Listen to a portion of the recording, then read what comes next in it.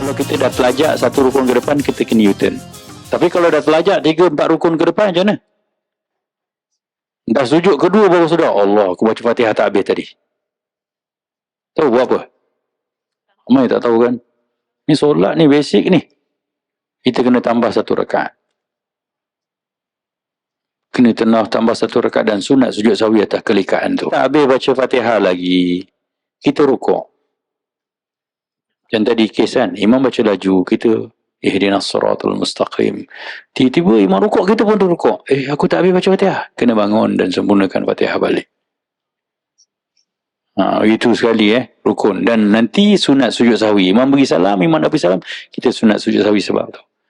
Rukun pun sunat sujud sahwi bila mana kita tertinggal dan U-turn balik. Rukun dia tak boleh gantikan sujud sahwi saja, tak boleh. Dia kena datangkan balik rukun tu. Kalau kita dah telajak satu rukun ke depan, kita kena U-turn. Tapi kalau dah telajak 3-4 rukun ke depan, macam mana? Dah sujud kedua baru sedar, Allah, aku baca Fatihah tak habis tadi. Tahu buat apa? Ramai tak tahu kan? Ni solat ni basic ni. Kita kena tambah satu rakaat. Kena tenah tambah satu rakaat dan sunat sujud sahwi atas kelikaan tu. Kan ada orang, saya pernah ditelefon malam-malam dah habis ngajar, tiba-tiba kecoh satu masjid kat Cerah. Saya tu, Ustaz, yelah saya ngajar hari-hari tu. Imam tadi lupa rukuk tak? Sujud terus. Yelah imam pun orang. Ya, biasa kalau semua hidup sekali. Tapi kalau tiap-tiap minggu lupa, tak payah jadi imam lah. Nyusahkan orang lah tu. Dia ni asal jadi imam lupa. Kau jadikan imam lagi apa? Dah tak valid dah. Dah tak layak pun, tak qualified dah jadi imam. Jadi dia tersujud terus. Habis kau buat apa? Ada yang ikut, ada yang tunggu. Itulah. Sebenarnya bila keadaan begitu, makmum kena berada di posisi yang betul. Tak boleh ikut imam. Dan sebut subhanallah. Sebab imam tak sengaja, dia tak batal. Kalau dia kata, tak subhanallah, benda memang aku saja buat gini, saya hari ni. Itu batal lah. Dan tak adalah imam bengong macam tu. Nak cerita kalau begitu.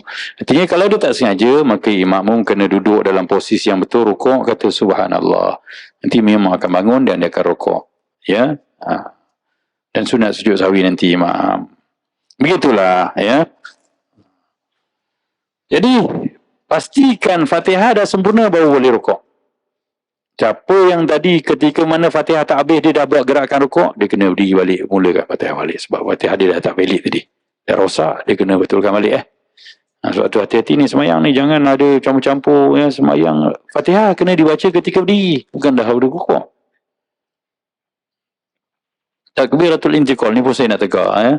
Takbiratul intiqal ni adalah takbir yang memenuhi gerakan perpindahan. Sebab tu namanya takbir perpindahan. Ramai di kalangan kita, hatta Pak Imam pun tak betul. Patutnya takbiratul intiqal untuk rukuk macam ni. Lakum dinukum waliyadin. Allahu Akbar. Dia fit. Masuk betul-betul. Tapi ramai di kalangan kita nampak tak? Imam digerak dulu. Allahu Akbar. Ni. Tak betul tu. Sebab dalam solat tak ada takbir fit rukuk. Ada takbir dalam rukuk. Yang dibuat tu takbir ketika rukuk. Ada 3 cara yang berbeza. Ada Pak Imam pula, lakum dinukum waliyadin. Allahu Akbar. Salah ni. Takbir ketika berpindah, bukan ketika qiyam, ketika rukuk. Tak ada. Yang paling ramai yang buat dulu. Allahu Akbar. Saya pernah interview, yang paling ramai imam sujud dulu. Dia sujud, dah sujud, baru tengah sujud tu Allahu Akbar. Saya kata, kenapa buat gitu? Tahu tak takbiratul intiqal ni maksudnya takbir ketika berpindah, bukan selepas atau sebelum berpindah. Apa Ustaz? Jangan kecoh saya Ustaz. Itu saya buat dulu. Ya, takut dia kecoh nanti tak elok pula semayang itu kata. Tak lagi teruk engkau Pak Imam jadi imam pembohong. Kenapa pula bohong Ustaz? Yalah. Maknanya engkau dah habis gerak baru engkau takbir kan. Kau bohong makmum kau, makmum tahu. Makmum duduk belakang. Nampak tak Pak Imam bohong? Nampak. Dia dah gerak, senyap, baru dia takbir ketika sujud. Bohong lah tu. Status makmum tak salah apa-apa. Pak Imam pun hanya buat benda yang tak tepat, tak batal solat. Sebab takbiratul intiqal ni sunat. Cuma bila tak tepat, tak dapat pahala yang sempurna. bersembahyang dengan imam yang sembahyang sempurna lebih besar daripada sembahyang dengan imam yang tak betul sembahyang caranya walaupun pada benda sunat. Jadi hak makmum tahu sebenarnya. Jadi sepatutnya siap imam ni, minta maaf lah, siap imam ni dia memang kena kursus mengurus solat jemaah. Nah, saya sendiri pun pernah dan biasa buat kursus untuk masjid-masjid, untuk imam-imam di Jawi sana. Sebab apa? Memang keperluan. Semua orang boleh bicara, tapi bila praktikal kadang dia tak perasan. Bila kita kembali pada tarif yang belajar suara, takbiratul intiqal, maksud dia. Takbir ketika berpindah. Itu dah pindah, baru takbir. Tak betul lah. Jadi begitu je. Ya. Maka sembahyang belakang imam yang tepat dan betul lebih besar pahala ganjarannya daripada sembahyang imam yang kurang sempurna. Bukan tak sah. Ada soalan saya sendiri. Okay. Tadi yang kes imam tersalah tadi tu, imam terlupa rukuk, dia terus sujud dan dia terus dengan kesalahan dia, sedangkan makmum sedar yang imam tu salah, jadi imam teruslah kan, dia, sebab dia tak sedar dia salah. Jadi perlukah kita berhenti sebab kita sedar dengan kesalahan tu, ataupun apa kedudukan kita? Okey, itu dah cerita tadi tak habis ya. Jadi bila mana imam patah balik, okey, ikut dia. Kalau imam teruskan yang kesalahan tu, semua kena mufarakah, kena sembahyang sendiri. Ya. Dia simbolik senang ya. Sembahyang jemaah ni adalah suri teladan kehidupan kita sebagai seorang muslim. Pimpin dah tak betul, tak boleh ikut. Pimpin salah, kena tegur. Betul tak? Sembahyang tak betul, subhanallah kan? Kena tegur, jangan diam je. Dah tak betul, dah tegur pun tak betul, tak boleh ikut lah. Kena mufarakah. Mufarakah ni maksudnya berniat berpisah dari imam. Usallinya macam mana Ustaz? Tak ada usalli, tak ada apa. Niat dalam hati. Sedarkan dalam hati, aku tak ikut imam. Bahasa hati, goodbye imam. Boleh je. Cakap Inggeris boleh, ada masalah. Bukan cakap, niat dalam hati. Kalau kau cakap goodbye imam, memang batal lah. Cakap dalam hati, goodbye imam. Kau ikut jalan kau, aku ikut jalan aku. Itulah mufarakah. Sebab orang Melayu bila nak niat je dia belum. Nak niat macam mana Ustaz? Niat hati kau lah. Sedarkan kau nak tak nak ikut dia. Itu je. Yang kita kata nak usolli macam mana, nak nawaitu apa? Ada niat ni kerja hati. Hati sedarkan apa yang kita nak buat. Aku tak nak ikut kau ramam. Itu niat lah. Sekali lagi Ustaz, sikit. Okey, kalau dia was-was, kesalahan dia sendiri pun was-was, tak yakin dengan kesalahan makmum ni lah. Makmum tadi, perlu ke dia teruskan? Dan kalau dia betul-betul yakin, itu yang tadi mufarakah tadi lah. Kalau dia dalam keadaan, betul ke imam ni salah? Salah ke? Jadi dia tak berapa yakin. Perlu ke dia teruskan bersama imam? Tetap kalau rukun dah. Kalau dia tak sedar, tak apalah dia ikut. Tapi sembahyang dia tak valid lah, tak sah. Bila dah habis sembahyang, dia sedarkan tadi imam tak rukuk tau, aku tak sedar. Aku tak tahu. Kena. Imam pun disedarkan, imam kena sembahyang balik. Semula dia makmum pun jemaah balik dengan imam tu lah. Betul, imam tu lari dah tak. Tak main seorang-seorang lah. Dah seminggu dah dia tak datang sini, dah malu. Orang Melayu macam tu tau. Dia salah je, dia buat demam lah seminggu. Kenapa demam? Tak layak. Kau demam ke kau malu? Standard lah. Lupa ni standard. Ya, yang penting jangan tak mengurus dengan betul kelupaan kita. Ya, itu sebab tu kena ada ilmu. Kan semua orang kalau saya pun tak ngaji, saya tak ada ilmu. Tapi kena ngaji. Benda asas solat ni. Rukun yang kelima, rukun syarat sahnya dilakukan setelah sempurna membaca Al-Fatihah. Jadi kita kata kena U-turn. Ya, cerita U-turn tu panjang pula. Yang kedua, perlu membongkok sehingga kedua-dua tangan sampai kepada lutut. Rukuk ni, apa sahaja kadar bongkok yang mencapai tangan kita pada lutut, itu kira rukuk. Ni rukuk lah ni. Ni rukuk. Macam ni rukuk. Rukuk lah. Ni kena lutut lah. Ya. Tapi bukan yang paling sempurna, sekurang-kurang. Siapa sakit pinggang, itu saya tak boleh sakit rukuk. Cuba bongkok. Macam ni boleh lah. Okey lah, rukuk lah ni. Sakit tak? Okey. Macam ni. Sakit. Dah, betul boleh rukuk. Subhanallahazim. Best juga rukuk macam ni kan. Jangan best sangat lah. Itu rosak. Okey. Macam ni. Sebab tu tak boleh berdiri tadi dalam keadaan berdiri macam tu. Bongkok-bongkok. Dia akan jadi gerakan rukuk.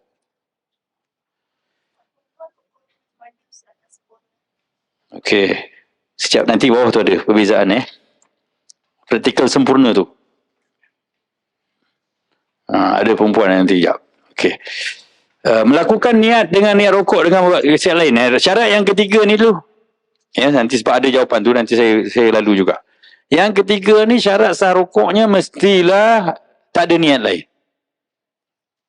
Macam mana niat lain Ustaz? Contohnya, ya, dia ni sembahyang jemaah. Tapi ada orang cari dia.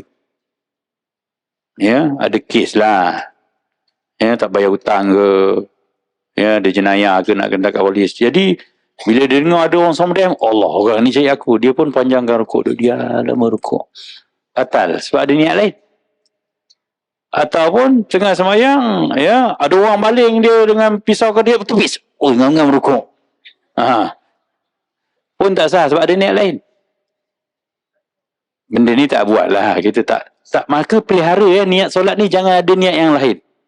Atas sebab tu ada fuqaha kata siapa niat sujud untuk menyampaikan darah-darah dia ke sel-sel otak dia supaya lebih segar, dia faham teori sains tu, tu bahaya tu. Kan? Sebab ada satu kajian sains tentang solat ni, antara khasiat sujud, sebab tu ulama' bodoh hebat sebab apa? Mereka sujud banyak. Sebab tu bersama dengan faqih mereka jadi ahli astronomi, ahli falak, ahli perubatan, Ibn Sina, Al-Farabi itu semua. Sebab mereka tahajud lama. Jadi otak mereka segar. Ya, darah sampai ke sel. Maka siapa niat solat, tolong jaga jangan ada niat tu. Lalu sembahyang sujud lama, kejap je tapi dah belajar tu sujud lama, ya Allah, bagi darah masuk semua. Tak boleh. Ini ibadah. Biar benda tu sampingan je, bukan keutamaan ya. Hati-hati tau. Tak ada sebab lain. Tak boleh. Perlu kekal dalam rokok selama tempoh tumakninah. Tumakninah ni kadang sebut subhanallah. Subhanallah. 2-3 saat lah. 1 saat tak cukup.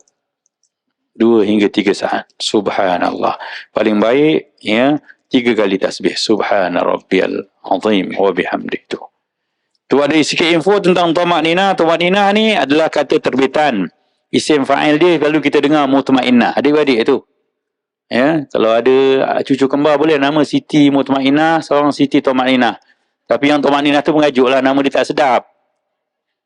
Gamak nenek bagi nama Tumakninah. Orang panggil saya Tomak tau dek. Akak sedap lah Mutmainnah. Tak benda yang sama. Satu kata terbitan, satu isim fa'il. Ya. Tumakninah, mutmainnah. Pelaku dia mutmainnah. Tenang maksudnya. Tenang. Ni. Goyang, tenang. Untuk tenang, dia takes time. Botol, air goyang. Baru tenang. Badan kita ni 80% air tau. Jadi kena sami Allah, Allah. Tenang siap. 1, 2, 3, baru. Valid sembahyang kita. Ya. Tolong tenang. Dan itu pun tujuan solat. Siapa sembahyang tak ada tumakninah, artinya dia tak menenangkan. Sedangkan sembahyang tujuannya untuk tenang. Sebab tu sampai moralnya, sebab tu sampai Rasulullah kata wajibkan hatta tatma'inna raki'an, kata Nabi. Hingga kamu tenang rukuk. Sebab sembahyang memang untuk tenang. Siapa sembahyang laju-laju sampai tak ada tumakninah, tak sampai masuk tujuan sembahyang. Begitu sekali fiqh ni, ya, menyampaikan kita kepada maksud tujuan solat. Maka tumakninah ni maksudnya berhenti seketika, tempoh diam, tak bergerak sekurang-kurangnya dengan kadar ucapan subhanallah. Tumakninah ni pada 4 tempat: rukuk, i'tidal, sujud dan duduk antara 2 sujud. Kita tengok praktikal sempurna rukuk ini, membongkok sehingga ini yang sempurna. Yang tadi asal sah. Bila bongkok kepala, jari tangan boleh kena lutut, itu syarat sah dia. Tapi yang sempurna mestilah bongkok seumpama L terbalik ni. Sama kepala dengan punggung. Maka setiap orang kena tahu tahap tu. Macam mana? Tengok cermin lah. Allah sembahyang lah. Iya, kena tengok lah. Habis selalu kita solik muka kita tengok cermin hari-hari, nak betul kan? Nak ada orang je. Bila nak ada Allah. Tengok. Tengok cermin sliding door rumah kita ke. Ejas kan. Tengok. Bongkok sangat ni. Tunggu lah macam tu. Dia kena macam ni. Dan si orang tak sama tau. Ya, ada orang tangan dia lebih panjang. Panjang tangan. Tangan panjang ke panjang tangan yang tak boleh tu? Panjang tangan yang tak boleh kan? Tangan panjang tak apa, normal. Maka ada orang yang tangan panjang ni, dia kadang-kadang bila dia nak rukuk samakan, dia pegang, so berdengung semayang belakang sikit. Okey? Dia terpaksa pegang kepala betis. Kepala betis lah. Betis dia. Dia nak samakan. Tak perlu. Allah bagi kita ada siku. Ya. Ni ada adjustment kita sendirilah. Pegang tetap kepala lutut. Kalau kita punya tangan lebih panjang, bengkokkan sikit. Gitu sahaja. Pegang mesti genggam kepala lutut. Jangan pegang tempat lain. Bagi perempuan pula, okey, dia tetap juga kena pegang kepala lutut. Cuma tangan dia ni dengan lengan dia ni, dia kena rapatkan ke rusuk dia. Saya nak buat tak boleh saja macam perempuan pula. Nampak comel lah perempuan kan. Yang lelaki jangan buat je tu bang. Mayang kepik tu. Ni tergajang orang belakang kan. Abang yang buat abang. Seram pula aku tengok aku semayang macam ni. Semayang perempuan jaga perempuan lah. Tapi tetap, biasanya perempuan bila mana, sebab tu saya kata kena tengok cermin. Sebab apa? Kalau kita kepit macam ni dan kepit macam ni, dia akan bungkuk lebih. Sama tak?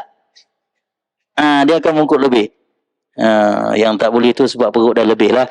Maka dia akan jadi elok tu. Siapa yang masih ramping lagi, tetap juga kena tengok, adjust sendirilah. Orang lelaki senang, dia ada tegak kat sini tu. Perempuan dia rapatkan ke perut dan ke rusuk dia. Alhamdulillah. Alhamdulillah, ngam-ngam lah. I'tidal kita.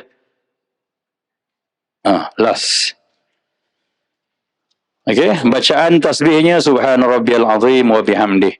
Selain mazhab Syafi'i, mereka hanya baca Subhan Rabbiyal Azim, Subhan Rabbiyal Azim. Syafi'i dia ambil hadis riwayat Abu Daud ni, walaupun kurang popular, tapi dia ambil lafaz yang lebih. Tahiyat kita pun beza. Tahiyat kita panjang at-tahiyatul mubarakatus salawat. Tahiyat mazhab lain at-tahiyatu lillah je.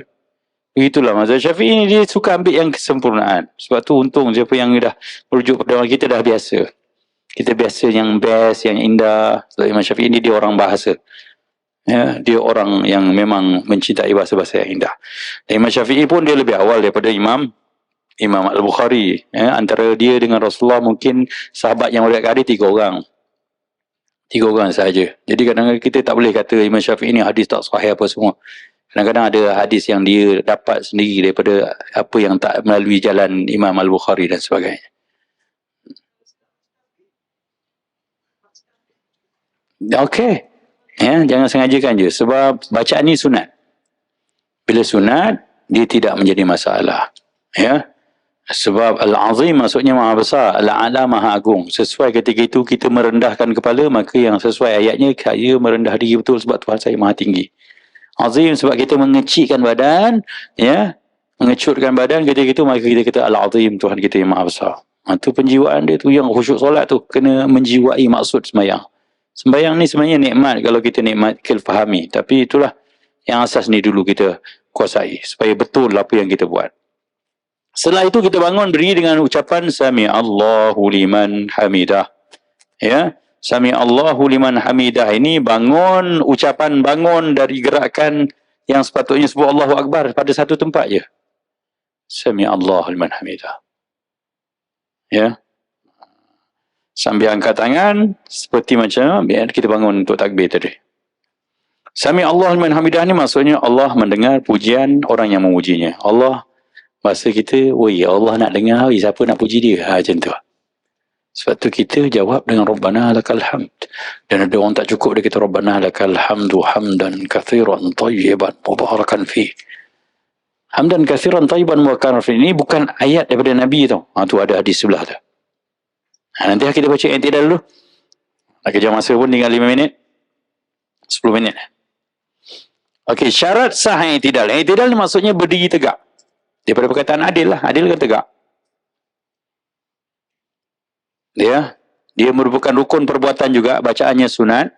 Syarat sahnya mestilah telah sempurna rukuk. Artinya kalau rukuk tak sempurna, kena balik U-turn rukuk. Macam mana pula tak sempurna? Tak ada taman'inah, tak sempurna lah. Allahu Akbar, Sami Allah Alhamdulillah. Aku tak sempat taman'inah tadi. Patutnya Allahu Akbar, Subhanallah. Bangun. Maka siapa yang sedar dia rukuk tadi tak ada taman'inah atau tak sempurna syaratnya, maka dia kena tunduk balik rukuk, barulah buat i'tidal. Yang kedua, bangun berdiri tegak dengan niat i'tidal tanpa niat lain. Ni pun tak perlu explain. Sebab sama. Macam tadi memang semayang kita memang jaga niat tu, tak ada benda lain. Yang ketiga, kekal berdiri dalam tempoh tumaninah. Mestilah tempoh berdiri itu sempat sebut subhanallah. Yang keempat, i'tidal adalah rukun pendek, jangan panjangkan kecuali ada gerakan lain atau rukun atau perbuatan lain. Macam baca doa kunut, tak apalah. Ya. Maksudnya rukun pendek apa dia? Sebab dalam solat ada 2 tempat rukun pendek. Siapa panjangkan batal. I'tidal, tak boleh sampai memuatkan bacaan Fatihah. Tak boleh. Tidak saja lama-lama sampai Allah alhamdulillah. Oh, makmum dah tunggu dah. Dia diam macam tu. Sembahyang zuhur rakaat pertama mana ada doa kunut. Nazilah pun rakaat keempat nanti. Boleh batal. Yang kedua, duduk antara sujud. Macam mana boleh batal? Boleh sempat baca tayat akhir kat situ. Tak boleh. Sebab tu kalau kita tengok Nabi sembahyang malam, Nabi akan memanjangkan rukuknya, qiyamnya dan sujudnya. Tak ada Nabi memanjangkan i'tidalnya, tak ada. Nabi panjangkan duduk antara 2 sujudnya, tak ada. Itu memang rukun pendek, tak boleh dipanjangkan. Okay, praktikal sempurnanya, luruskan lutut dan pinggang sehingga berdiri tegak dengan kedua tangan dilepaskan ke bawah sambil membaca tahmid ini, Rabbana lakal hamd wa lakal hamd hamdan katsiran tayyiban mubarakan fi. Ini satu pilihan lah. Bacaan yang biasanya Rabbana wa lakal hamd. Tambahlah sikit hari ni kan. Snap juga gambar. Tapi dalam sembahyang tak boleh tengok. Apalah ni. Ya. Hamdan. Biasa Hamdan tak kenal. Ramai kawan kita nama Hamdan. Pak kita lama dulu yang tak jadi kahwin pun nama Hamdan tu. Kasiran. Alawak kasiran takkan tak ingat. Nama Jawa ni. Tayyiban. Tayyiban ni tak ada. Kau tayyib ada. Mubarakan fi. Tambahlah sikit. Puji pada Allah. Tahu tak? Ya. Hadis tentang hadis ni. Ni kalimah ini bukan daripada Nabi SAW. Nabi akan sebut kalimah yang popularnya lafaznya adalah Rabbana lakal hamdu mil'as samawati. Pujian untukmu ya Allah. Sebab Allah tanya tadi, siapa nak puji aku? Aku nak dengar. Maka Nabi akan puji Rabbana lakal hamd atau Rabbana walakal hamd hamdan mil'as samawati, pujian yang sepenuh langit-langitmu, wal ardi mil'as samawati wa mil'al ardi, sepenuh bumi juga, wa mil'a ma syi'ta min syai'in ba'du, dan sepenuh apa sahaja yang kau kendaki selepas itu ya Allah. Artinya tak tahu nak describe macam mana puji pada engkau. Apa yang ada ni semua terangkum dengan puji engkau. Tu Nabi sebut. Tapi agak susah sikit kan, kita lidah Melayu nak sebut tu mil'as samawati wa mil'al ardi, payah. Ambil yang senang yang biasa kita sebut ni lah, hamdan kathiran tayyiban mubarakan fi. Cuma yang ni dia maksudnya Rabbana walakal hamd, wahai Tuhan kami untuk engkau segala pujian, hamdan pujian, kathiran yang banyak, mubarak tayyiban yang indah-indah, yang harum mewangi, mubarakan penuh keberkatan fi padanya. Mubarakat, tahu apa maksud berkat? Berkat ni kebaikan yang berkembang biak yang banyak. Bila sebut berkat, moga Allah berkati kamu, semoga Allah banyakkan kebaikan pada diri kamu. Sebab tu orang sedekah, jika buat keberkatan dalam hidup dia, dia tambah kebaikan dalam hidup dia. Okay. Jadi ceritanya, satu hari Nabi sembahyang, bila Nabi kata Sami'allahu liman hamidah. Okay. Maka ada para sahabat yang bangun ketika itu dah disebut Rabbana walakal hamdu hamdan kathiran tayyiban mubarakan fi. Ya. Kan Nabi yang sebut. Lepas sembahyang Nabi tanya, manil mutakallif alifan. Siapa yang baca pujian daripada Allah? Para sahabat tu mengaku, aku ya Rasulullah. Maka Rasulullah terus dikir, sesungguhnya aku nampak ketika mama kamu puji Allah begitu, berebut-rebut lebih 30 malaikat menulis ganjaran pahala untuk kamu. Jadi kena tambah yang Rabbana lakal hamd je. Itu sebelum khusus. Hari ni dah khusus, takkan Rabbana lakal hamd je. Belanja lah sikit. Belanja Allah belanja balik kita pahala banyak. Rabbana walakal hamd hamdan kathiran tayyiban mubarakan fi. Alah, pejam mata je boleh tu. Hamdan kathiran tayyiban mubarakan. Hamdan kathiran tayyiban. Jangan hamdan tak biar hamdan je. Okey, ada persoalan perbincangan sikit lah. Kalau jadi makmum, bangun daripada rukuk ni baca Sami Allah ke Rabbana lakal hamd? Okey. Kita imamkan Sami Allahu liman hamidah. Makmum, Rabbana walakal hamd ke Sami Allahu liman hamidah juga? Ada? Macam mana tu? Kalau sembahyang seorang tak ada masalah. Bangun Sami Allah dah berdiri Rabbana lakal hamd. Kalau jadi imam memanglah Sami Allah liman hamidah. Kemudian dah berdiri Rabbana lakal hamd. Makmum ni, Ya, bila berkenan jerit, Sami Allahu liman hamdah, dia Rabbana walakal hamd. Mana yang betul? Sami Allah juga. Rabbana. Biar je lah kata dia. Kena jawab. Jawablah Ustaz. Baik kami balik kalau macam ni, Ustaz macam ni. Okey. Ceritanya begini, memang ada dua hadis. Nabi pernah kata, ya, bila kamu dengar imam kata Sami Allahu liman hamidah, kamu jawablah Rabbana lakal hamd. Sebab Allah nak dengar siapa puji dia, kamu jawablah. Tetapi dalam mazhab Syafi'i, ia tetap mengatakan bangun dari rukuk, sebut Sami Allah dulu, baru Rabbana lakal hamd. Tak kira awak jadi imam ke, tak kira awak makmum ke, tak kira awak sembahyang sendirian ke. Sebab sembahyang ni tiga je posisi kita, imam, makmum atau sembahyang sendiri. Ke ada yang keempat? Tak sembahyang. Okey. Dalam mazhab Hambali dan mazhab yang lain kata, bila hadis tu khususiah, bila imam dah sebut Sami Allah liman hamidah, kita jawab terus Rabbana lakal hamd. Tapi mazhab Syafi'i tetap mempertahankan yang ini. Atas alasan pertama. Pertama, Nabi kata sembahyang ikut Nabi. Jadi kita mulakan. Sembahyang ikut Nabi. Sembahyang ikut Nabi ni kata, yang nampak Nabi, tengok macam mana Nabi buat. Yang tak nampak Nabi, kena nampak juga. Saya tak sambung tadi cerita pagi tadi tu. Nak nampak dengan apa? Nampak dengan ilmu. Ra'yul ilmiyah. Yang nampak Nabi, tengok dengan ra'yul ainiyah. Tengok dengan mata. Yang tak nampak Nabi sembahyang, sebab Nabi kata sembahyang, tengok macam aku sembahyang, nampak dengan ilmu. Memang dah tak nampak dah Nabi. Kita nampak Nabi. Siapa nampak Nabi? Saya nampak dalam mimpi, Ustaz. Alhamdulillah. Saya mimpi Rasulullah sembahyang. Macam mana? Siapa yang mimpi Rasul sembahyang, dia sujud 3 kali. Dia nak cakap macam mana? Sejak itu saya sembahyang sujud 3 kali. Dah silap kita semua. Boleh tak macam tu? Tak betul. Sebab Rasulullah janji, siapa mimpi dia, memang betul. Dia. Sebab Rasulullah, syaitan tak boleh nyurupai dia. Tapi ada satu cerita kelakar waktu saya jadi imam. Ada seorang Muhammad ni datang. Ya. Saya selalu nampak kalau saya nak beli goreng pisang petang-petang, dia akan lepak dengan awek dia. Kan. Saya kenal Muhammad dia. Saya sebenarnya, tapi dia suka lepak dengan perempuan. Satu hari dia datang kat saya, Ustaz. Itulah saya jumpa mimpi Rasulullah, saya pun Allahu Akbar. Saya kata, salahlah prasangka aku pada engkau, yang kau budak main, rupanya kau hebat. Mungkin ada amalan soleh kau buat kan. Dan hati saya berbisik-bisik, sampai sebab ni, saya pegang tangan dia. Anialah, saya sendiri demi Allah, saya tak pernah jumpa mimpi Rasulullah. Dah tengah saya sebab tu, boleh dia cakap apa cakap. Itulah Ustaz, tapi ada pelik sikit lah Ustaz. Kenapa? Saya tengok Rasulullah tu kan, rambut kerinting, macam orang Afrika. Saya tu marah balik dia. Itu kunta kinti bongok cakap ke Rasulullah.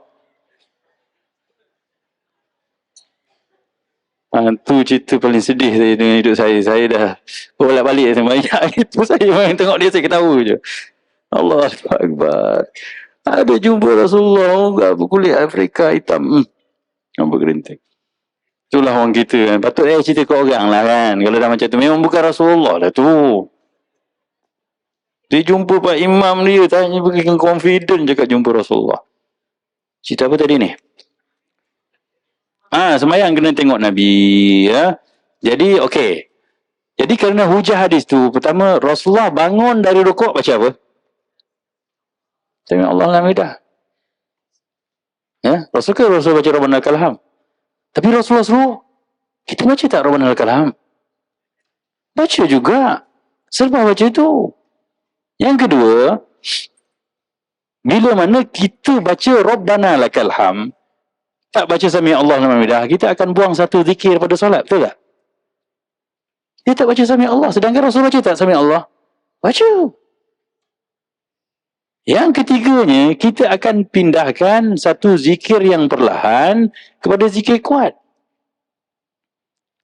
Ya, Rabbana lakal hamd ni zikir perlahan ke zikir kuat? Zikir perlahan. Sami Allah yang kuat. Dan biasanya, zikir yang kuat, selain daripada bacaan ketika qiyam tu, dia adalah zikir ketika bergerak. Betul tak? Ya? Ketika bergerak, Allahu Akbar. Sami Allahu liman hamidah. Allah bergerak. Ketika diam, sujud. Kedua orang baca subhana rabbiyal a'la walhamdu subhana rabb. Itu budak sekolah. Seorang agama. Tapi Pak Imam tak baca gitu kan. Dia ada Pak Imam macam At-tahiyatul mubarakatuh, diam tu. Tu mazhab Syafi'i ini dia berkampungkan nas dengan hujah akal. Maka zikir-zikir yang ketika diam ni, biasanya ketika tak bergerak ni dia baca perlahan. Maka Rabbana lakal hamd sebenarnya bukan zikir jeritan. Sebab ketika i'tidal baru baca Rabbana walakal hamd. Sebab itu dalam mazhab Syafi'i tetap mengekalkan bahawa Sami Allah kena dibaca pada tempatnya, Rabbana lakal hamd kena dibaca pada tempatnya. Walaupun ada hadis Nabi kata, ketika kamu dengar imam baca Sami Allah, kamu jawablah Rabbana lakal hamd. Kita jawab tapi ikut step. Maka bila-bila kena dipujuklah, jangan jerit macam itulah, tak eloklah. Sebab dia ikut Mekah, tak? Mengikut mazhab Bali, tak salah dia juga. Ya, dah kat sini tak ada pengajian. Akhirnya bila Pak Imam baca Sami Allah, dia Rabbana sebiji macam Mekah dengan bangganya tu. Betul lah tu. Patutnya dia kena sebut Sami Allah juga. Tapi tak pernah dengar kan bila kata Sami Allah. Tak apalah. Ini sebagai maklumat. Jangan gaduh pula. Engkau salah yang masuk neraka kau. Jangan begitu pula. Gaduh. Benda sunat. Ya, zikir itu sunat. Yang penting dia tidak betul, dia rukuk betul. Wabihi wallahu a'lam. Kita buka soalan sebelum kita tutup. 1, 2. Sempat mana? Ya. Nak semayang ni kan kita nak berwuduk. Ya, sila. Adik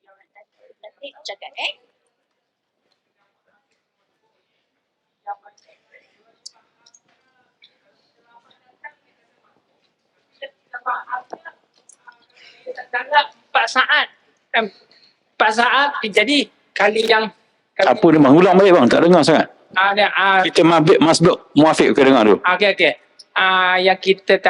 Yang saya nak tanya ni, muafiq dengan masbuk ni, yang biasanya yang kebanyakan orang faham kalau kita lambat datang. Ya. Tapi kalau saya tak silap pula, kalau masbuk ni dia bukan kira itu, dia kira macam mana? Kalau 4 saat kita bersama imam, walaupun kita lambat datang, itu pun sudah kira apa? Dah kira bukan masbuk lagi, muafiq lah. Jadi macam mana Ustaz punya tu? Okey, muafiq dan masbuk ni istilah solat Jumaat. Cuma dalam bahasa memang muafiq ni orang yang bersama imam. Muafiq ni kalau dalam bahasa Arab, ana muafiq, saya setuju dengan awak. Siapa yang menyertai imam daripada awal dan tidak tinggal. Masbuk adalah maksudnya orang yang didahului, ketinggalan lah maksudnya. Orang yang ketinggalan. Dalam baik solat Jumaat, muafiq dan masbuk dirujuk pada kesempatan dia bersama imam untuk tamatkan Fatihah sendiri. Artinya siapa yang tak sempat ruang masa dia untuk baca Fatihah itu masbuk. Kita faham memang lain. Kalau tak ngaji memang lain. Ya. Jadi siapa yang datang, dia sempat sampai ihdinas siratal mustaqim saja imam rukuk, itu masbuk dia panggil. Maka hukum solat dia berbeza dengan orang muafiq. Siapa yang datang, memang dia sempat. Okey? Dia sempat baca Fatihah tapi dia leka. Itu dikira hukum muafiq. Maka dia tak boleh rukuk. Dia tak boleh baca Fatihah, dia kena habiskan Fatihah dengan syarat 3 tadi. Jadi beza. Memang hukum solat berjemaah ni kena dibelajar balik semula. Istilah tu kena dibetulkan dengan persepsi yang ada. Ya, supaya kita dapat betul beri hak tu. Dan sebab tu ada bezanya orang yang menyertai imam dengan kadar sempat muafiq ni. Waktu Fatihah sendiri, dia dapat peruntukan kalau 40 kali dia semayang begitu, Allah akan jamin dia daripada sifat munafik dan perangai ahli neraka. Ya. Man adrakat takbiratul ula, kata Nabi. Siapa yang sempat bertakbiratul ihram pertama bersama imam, ya, arba'ina, kata Nabi. 40. Nabi sebut 40. Ada seorang kata 40 hari. Ada setengah fuqaha kata 40 waktu. Sebab tu perasan tak? Orang pergi haji duduk Madinah 8 hari. Sebab apa? 8 kali 5, 40. Tapi kalau semayang kat hotel tak ada guna jugalah. Kau dah 8 tahun pun tak guna. Patutnya dah tinggal 8 hari untuk 40 waktu, pergilah semayang jemaah. Ya, ikut tabligh. Kenapa 40 hari? Supaya betah jadi hamba Allah. Tapi kalau ikut tabligh asyik ngusung cari teh tarik je, tak nak semayang, tukar masak je kat dapur, tak dapat. Bazir. Tanya suami, abang buat koyok tu balik. Abang ni tak balik semayang 40 hari tu terbang macam ni juga semayang malas je bang. Abang siap masak je itu. Patutlah bang. Orang suruh keluar tu supaya saya tak kasi sibuk kacau orang, abang tak kena kacau anak. Dapatlah kelebihan tu. Itu kelebihannya lain. Ya, sebab tu cerita orang muafiq dan masbuk ni, hukum fiqh dia kalau nak sembang pun sejam dua baru habis. Ya, saya boleh cakap itu je, betulkan istilah tu. Jadi bila sebut muafiq adalah orang yang sempat menghabiskan Fatihah sendiri. Ya, masa dia tu ada. Dan orang yang masbuk adalah orang yang tak sempat habiskan Fatihah sendiri, tu Fatihah. Tak sama fadilat. Siapa moralnya, tolonglah siapa yang sempat baca Fatihah sendiri, walaupun nanti yang tak sempat baca Fatihah kerana saja lambat-lambat takbir lah, rakaatnya sama juga, tak payah tambah rakaat, tak sama. Orang yang pertama Fatihah sendiri, takbir awal sama imam tu, dapat janji Allah, dia dapat kelepasan sifat munafik dan sifat ahli neraka. Siapa yang saja-saja lewat, dia tak dapat lepas daripada belenggu tu. Orang munafik antara ciri yang Allah sebut dalam Quran, wa idza qamu ila shalah qamu shalah. Bila bangun nak sembahyang dia malas. Sembahyang lambat-lambat. Jadi jangan tunjuk sangat munafik depan Tuhan lah kat dalam masjid tu. Dah. Ustaz, saya nak tanya. Cuma kalau seorang tu dia bangun daripada rukuk, dia sebut Allahu Akbar, bukan sami Allah liman hamidah. Sebab tu kita belajar rukun. Bila benda yang selain rukun tersilap, tak batal solat. Ya, cuma yalah, itulah tahap solat kita. Bila kita tak fokus, kita akan tersilap. Maka merit pahala semayang kita kurang. Tapi tak batal lah. Ya, rukun ni sebab tu bezakan rukun dengan sunat. Bila rukun tak boleh salah, tak boleh tepat. Tapi kalau sunat tersilap apa semua, masih sah. Pahala je kurang. Allah Ta'ala alam. Kembali bila. Orang betul pun kena fitnah. Inilah dunia. Nak pujuk, ada satu hadis Nabi SAW tentang macam mana Imam Muslim meraihkan daripada Anas bin Malik. Wah, cerita ada orang yang paling selesa hidup kat dunia. Penuh dengan kesempurnaan, kenikmatan, pemilikan. Jadi orang paling bahagia kat dunia. Tentu saja bukan kita lah. Kita ada juga sakit kan. Sakit hati, tak puas hati banyak kan. Ni orang selesa. Semua je hidup dia. Tapi oleh kerana banyak sangat limpahan nikmat, dia leka dan lalai, akhirnya dia ada buat banyak dosa lah. Dan di hari akhirat, dia dihukum oleh Allah dan ya, kerana untuk merasakan azab neraka, Allah celupkan, istilah hadis itu Nabi kata, dia celupkan seketika dalam syurga. Dalam neraka. Ya, pas Allah keluarkan dia, malaikat tanya dia, bukankah kamu dulu orang yang paling banyak menikmati nikmat dan dunia? Bukankah banyak kebaikan? Dia kata, demi Allah, aku tak pernah rasa apa-apa nikmat kat dunia. Sekali je masuk neraka, sekejap je. Di satu situasi yang lain pula, Allah masukkan pula orang yang paling celaka di dalam hadis tu. Orang yang paling sengsara hidup dalam dunia, tentu bukan kita lah. Siapa agaknya orang paling teruk hidup kat dunia ni? Budak Palestin tu kot. Lahir-lahir dah bentum-bentum dah kan. Tak pernah rasa nikmat dunia, makan pun roti berebu dengan serpihan bom dan sebagainya. Tengok banyak penyimpangan. Mak pun tak tahu ke mana, abah dah hilang, dah tinggal kakak jaga dia seorang. Allah. Lepas tu kena bom putus kaki sebelah pula. Jalan. Sampai dia membesar tanpa saudara mara dan sebagainya. Mungkinlah. Atau mungkin lebih teruk pada tu. Tapi bersama dengan kepayahan tu hidup dia sabar. Bila ke akhirat, kena di kesabaran dan di redha tu, Allah masukkan dia dalam syurga. Dan malaikat tanya dia, macam mana kehidupan kamu kat dunia dulu? Dia kata, tak ada apa. Okey je. Ya, segalanya indah dan baik. Tahu tak apa rahsianya, ceritanya? Kita nanti kalau masuk syurga, kita akan lupa cerita dunia kita. Rasa tak? Siapa masuk syurga, dia ada peruntukan yang dia minta apa pun dia dapat. Rasa tak? Yang kita lagi kecil kita tahu kan. Entah aku nak minta aiskrim paling besar kali kat dunia, besok masuk syurga. Dah terikah cerita syurga itu. Tak, aku nak minta lori paling besar, nak langgar semua orang lori. Itu cita-cita budak . Tak, memang. Tapi pelik. Kenapa orang masuk syurga je tak minta mak abah dia masuk syurga sama? Dia hanya minta masa kat dunia. Dia dah masuk syurga, dia boleh tak minta? Kenapa dia tak minta? Tahu tak sebab apa? Sebab dia lupa. Jangan risau, jangan nangis sangat dengan dunia ni. Masuk syurga je tak ingat dah. Begitu juga, enjoy sangat. Besok, tak ada, aku tak ada apa. Kalau inilah balasannya, aku tak pernah rasa nikmat langsung hidup kat dunia. So, sabar je lah dengan dunia. Sabar. Tak ada benda sangat. Yang kita tangiskan, oh, kenapa orang Palestin tu hebat? Dah jadi ceramah pula ni, tak apa. Tak, dia lebih kurang sama je. Semayang pun tujuan untuk ni. Supaya kita mesra dengan Tuhan. Supaya kita selesa dengan Allah apa belinya. Walaupun kita tak lawa macam kakak kita. Tapi semayang kita lebih okey pada dia. Dia tak tangguh sendiri tau. Nampak gitu. Nampak akhirat lebih besar. Nampak Tuhan lebih besar. Itunya apa tadi? Jadi dunia ni tak boleh ditangiskan sangat. Ya. Sebab kita akan menyesal dengan tak sabar kita rugi. Sebab ada welcoming untuk orang masuk syurga. Allah pernah sebut, salamun alaikum bima sabartum. Welcome masuk syurga sebab kamu sabar dulu. Serugi siapa tak sabar. Untung tahu tak lawa. Guna sabar pakai kuih putih, kuih hitam, kuih biru, tetap gelap juga. Sabarlah. Macam mana? Kau bersaldik macam sedih, tak, aku sabar sekarang ni sebab aku tak cantik macam kau. Tetap cerita dialog yang sama lah, filem yang sama, tak berakhir lagi. Jadi begitulah. Dan nak sabar, nak kuat, semayang kena ingat Allah. Kena khusyuk. InsyaAllah nanti kita buat pula khusus solat dah, jangan tak datang. Puan Seri dah setuju, Kak Sarwa pun dah setuju ni, arrange dah.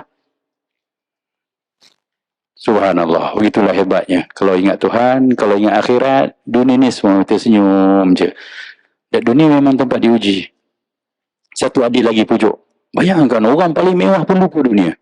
Sebab tu, Allah terpaksa memperuntukkan orang mati syahid dalam hadis Nabi, peruntukkan 70 orang ahli keluarga dia akan dimasukkan dalam syurga. Sebab apa? Sebab bila dia masuk syurga, dia tak ingat apa. Orang mati syahid senyum. Antara keistimewaan orang mati ada 6 perkara. Saya tak sebut semua. Yang kedua, bila saat dia mati, dia nampak dah laluan dia kat mana. Sebab tu dia senyum. Kesian, hancur badan dia kena bom. Putus kaki dia mati terus. Dia tak rasa lah, Kak. Orang sedih kena bom, dia tak rasa. Dia nampak dari, hai abang. Dia kata. Cepat abang datang. Tu yang senyum tu. Bau wangi satu ten tu. Kan, orang Palestin cerita kan. Wangi-wangi bawah tu. Lepas tu dia orang tak kisah dah. Kita je nangis sangat. Tengok muka-muka kat TV tu. Tengok orang tadi. Dia bom kat depan hospital Al-Aqsa tu kan. Yang muka dia macam kita pergi Kota Raya. Mungkin kau kahwin je muka. Relax. Tak ada orang. Tak ada. Yang tak nangis dah. Ada satu video klip. Dekat YouTube tu. Seorang doktor yang marah. Seorang lelaki yang nangis teruk sangat. Dia kata, kenapa nangis ni? Kenapa nangis teruk sangat macam ni? Kata tu. Kau tahu tak? Ni, keluarga kau ni akan jemput 70 orang daripada kau pergi syurga. Sebab apa Allah peruntukkan khas? Sebab kalau Allah tak peruntukkan khas 70 orang yang masuk syurga tu tak lupa dah. Tak ingat dah. Aku rumah ke dulu kat dunia? Itu. Terukkan akhirat. Melupakan semua. Sebab tu tak payah nangis sangat pasal dunia. Tangiskan akhirat kita. Yang Rasulullah pujuk gitu dalam satu hari yang lain nak catu cerita akhirat ni. Sebab tu Rasulullah tak kisah rumah dia tak rembia je. Yang tak perlu kurma boleh capai. Batu-batu dan tanah liat susun je. Kita dah renovate 5 kali pun tak puas hati. Tanya bimbang jiran tu. Oning dia, ya Allah. Berdebar saya tengok. Sudahlah. Penatlah layan dunia. Nabi kata, lau kanatid dunya ta'adilu indallah janaha ba'udah. Kalaulah dunia ni ada nilai di sisi Allah sebelah sayap nyamuk je pun. Bukan seekor nyamuk. Sebelah sayap nyamuk. Apa ada? Nyamuk pun susah nak tepuk. Nak tangkap nyamuk pun susah. Sebelah sayap dia macam mana? Kalau ada nilai ni sebesar itu pun, apa Allah kata? Masaqa minha kafiran syurbatama. Allah tak akan izin orang kafir minum seteguk air ni pun. Saya minum sekejap. Allah tak lagi minum. Sebab dunia ni nothing, tak ada benda. Allah kata ambil lah, rebut lah sah kau. Ada satu hadis lagi. Apa ni bawa sambung cerita semayang ni. Orang terakhir masuk syurga dalam hadis yang panjang. Dan bukan kita lah, insyaAllah. Dia masuk sebab apa? Hanya ada iman, amalan tak ada. Dia percaya Tuhan dia Allah. Dia keluar dari nak kerentung. Dia nak masuk ke syurga, dia patah balik. Ya Allah, aku kentung ni. Takkan nak masuk macam ni. Kan? Malu. Kalau Allah suruh dia mandi kat Lagu Kausar. Putih bersih muka dia. Dia pun berani ada Tuhan. Ya Allah, terima kasih kerana lepaskan aku dari neraka. Maka Allah pun sebut kat dia, ya Allah, hamba-hambaku. Bila dah panggil hamba ni, Allah redha lah kat kita. Wahai hambaku, adakah kamu redha dengan kurniaan sebagai hamba yang terakhir ke syurga dengan kurniaan dunia dan segala isinya? Bayangkan, orang terakhir masuk syurga dapat dunia segala isinya.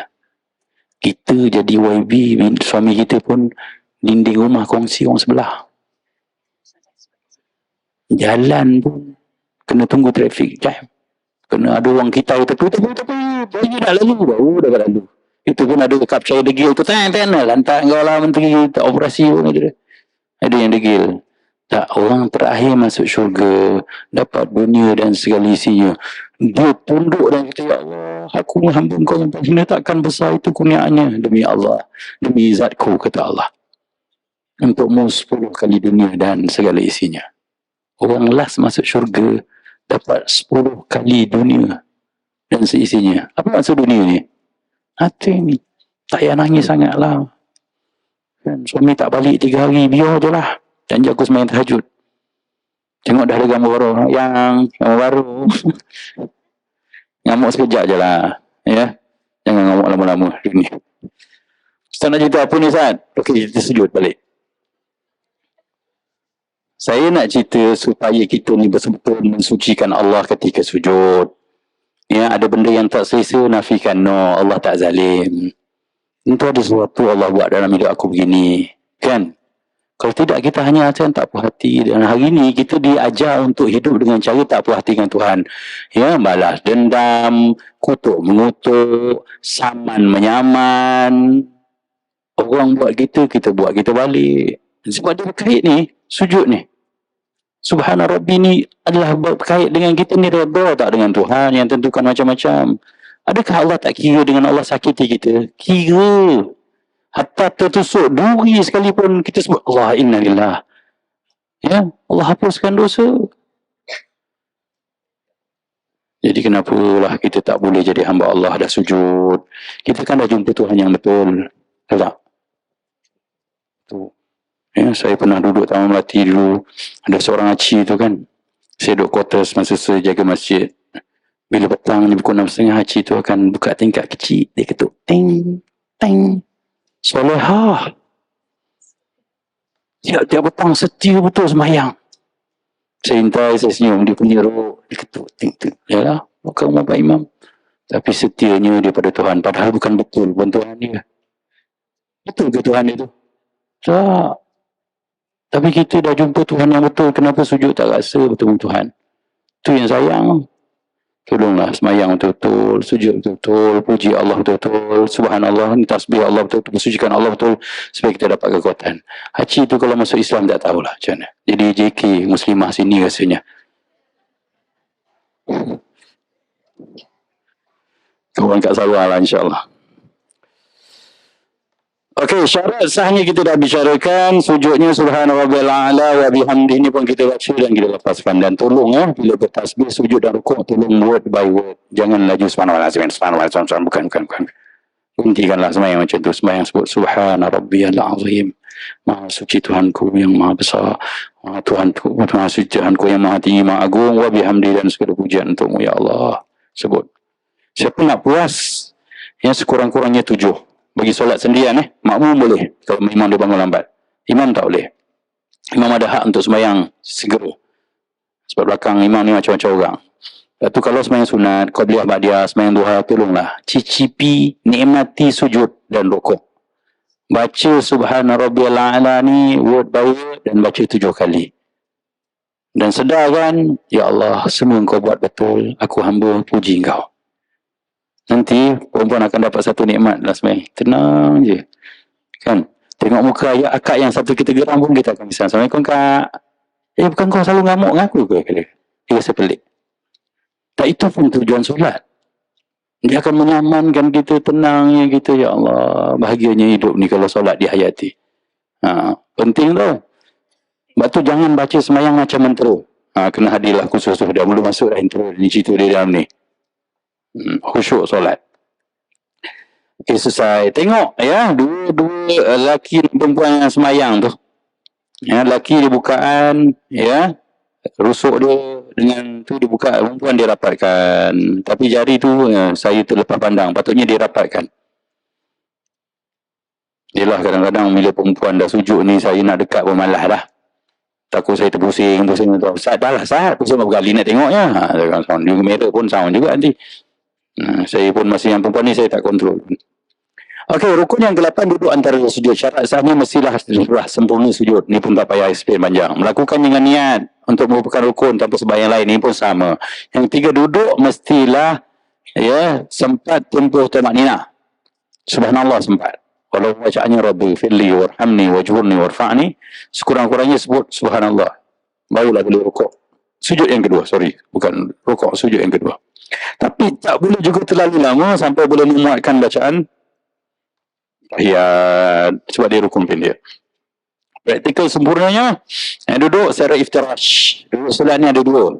Iftirash daripada firash, menjadikan betis sebagai hamparan. Ini sebab saya kena tunjuk sebab ramai yang duduk solat tak betul. Saya terpaksa duduk sana sebab nak tunjuk kaki saya. Duduk iftirash ni menjadi duduk atas ni je. Ya. Duduk atas ni. Orang lelaki nampak ke? Saya keluar sikit. Duduk atas ni. Bukan duduk atas dua betis. Saya kira kalau duduk, macam ni lah duduk dia. Yang ini hanya tambahan additional. Dia pasakkan. Dia tak ada kena-mengena langsung dengan ni. Jadi salah kalau duduk solat macam ni. Bukan tak betul, tapi tak tepat. Sama lah betul dengan tepat. Bukan tak sah, tapi tak tepat. Boleh sebenarnya macam ni. Tapi ni bukan duduk solat. Duduk solat mestilah duduk iftirash. Dengan satu lagi duduk tagarruk. Dia cerita punggung kiri ni. Punggung kiri duduk atas betis, itulah iftirash. Punggung kiri duduk atas lantai, itulah tawarruk. Duduk tahiyat akhir. Maka tolong pastikan duduk tahiyat awal kita duduk yang betul. Adapun kaki kalau boleh pasak, pasaklah. Kaki kalau dah umur 58 baru nak try dengan bang. Ya, abang kena sediakan minyak urut, minyak afiat dulu 3 botol. Abang urut dulu sini baru boleh buat ni. Ya. Tapi kalau daripada awal, ini tak bukan rukun wajib bukan macam sujud, dia kena ada yang tersentuh ni. Tak apa, lepas pun tak apa. Tapi tolong jangan duduk macam ni, sebab ni bukan duduk solat. Ni duduk nak main batu seremban. Duduk tawarruk nanti duduk tahiyat macam ni duduk kat punggung. Tak nampak. Nak silap kan tersilap soal kan susah pula. Ni duduk ni. Maknanya punggung ni duduk kat lantai. Ya. Begitulah. Tengok gambar ada lagi, tengok gambar lah. Maka duduk iftirash ni duduk atas betis kiri dan pasakkan kaki kanan ataupun lepaskan kaki kanan. Iaitu duduk atas sisi tapak kaki betis kiri dan dihamparkan ke bumi, manakala tapak kaki kanan pula didirikan. Tapak tangan taklah diletak di atas tuan dan jari-jari dirapatkan, diluruskan ke kiblat. Tolong. Siapa yang mula bezakan duduk dia, semayang asal ni, cuba luruskan jari dan rapatkan. Kita akan dapat feel kita beradab dengan Tuhan. Memang pun. Kalau tidak nanti kita tak rasanya tak berbeza tau dengan solat. Duduk tengah sembang dengan kawan. Dan kaki tangan kita pun duduk macam tu juga. Kadang-kadang kat tengah betis, kat tengah paha, kadang-kadang kat kepala lutut, kadang-kadang kat celah kelengkang. Tapi bila solat dia kena serawi dengan kepala lutut dan luruskan. Ada sikit kerahan, maka kerahan tu akan bawa rasa sedar kita sedang berhadapan dengan Allah. Jangan biarkan jari bersepah. Sebab itu nak bezakan duduk solat. Maka kita pun selarikan jari kita dengan lutut, kita baca Rabbi firli, ya Allah ampunkan aku, warhamni, kasihankan aku ya Allah, wajburni, tampung kekurangan aku ya Allah, aku ni kuat ngutuk orang ya Allah, yang bagilah kekuatan untuk tinggal perangai itu wajburni. Yang aku ni suka tak buat hati, sedang ngamuk je, wajburni. Sebab tu tolong baca word by word. Jangan macam tu Rabbi firli warhamni wajburni warfa'ni warzuqni wahdini wa'afini wa'fu anni. Apa beza firli dengan wa'fu anni? Rabbi firli, ampunkan aku. Wa'fu anni, padamkan dosaku. Afu ni sifat Allah, memadam dosa. Padam dosa dengan apa sama tak? Dia padam cerita dosa. Siapa yang dapat afu Allah, dia dapat tahap lebih tinggi. Kita buat dosa. Masa anak dara dulu kan kita gedi contohnya. Entah apa kita buat. Ya, solid pelik-pelik, ya, keluarkan rambut 3 helai. Contoh, kan suruh buat lah. Nak bagi menarik lah, kita rasa fashion tu paling bagus kan. Kita pun keluar dengan macho, dengan gaya, kita gedik-gedik gitu. Kan? Dan kalau kita dapat ampunan Allah, Allah ampunkan dosa tu. Tapi cerita tu masih ada. Itu maghfirah. Tapi bila mana kita bangkit ke akhirat, cerita kita gedik tu tak ada. Cerita gedik, okey lagi ada maksiat-maksiat kita buat yang kita pun tak sanggup nak cerita lah. Kan? Ada yang Allah padam. Dua peruntukan untuk orang nak padam dosa dia, aib dia.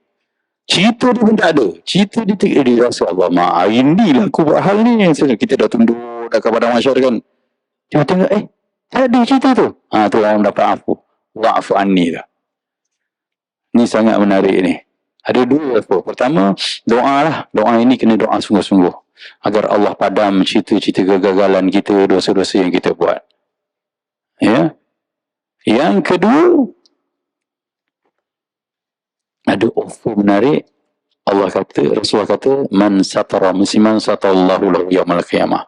Siapa tahu dosa orang, aib orang, ditutup. Besok Allah padam dulu cerita dosa dia. Kita tahu kawan kita ni ada buat dosa yang menjatuhkan maruah dia. Menggigil ni. Nak panggil aku tak boleh lah tak cerita ke orang ni, kena cerita juga ke orang ni. Ya Allah. Tapi fikir engkau lagi tak senonoh itu kan. Oh lah, aku buat lagi tak senonoh ni offer ni. Alah, offer ni tak apa kot. No, ni offer paling best dalam hidup kita tahu.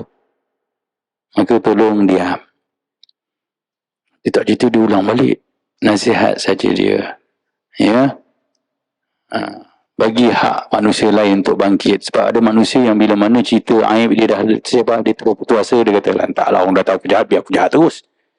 Sebab tu tolong jadi hamba-hamba Allah yang satar. Sangat banyak menutup aib orang. Tapi susah kan? Gigil kalau kita tahu cerita yang orang nak cerita je. Aku tu lah, aku kan tak nak.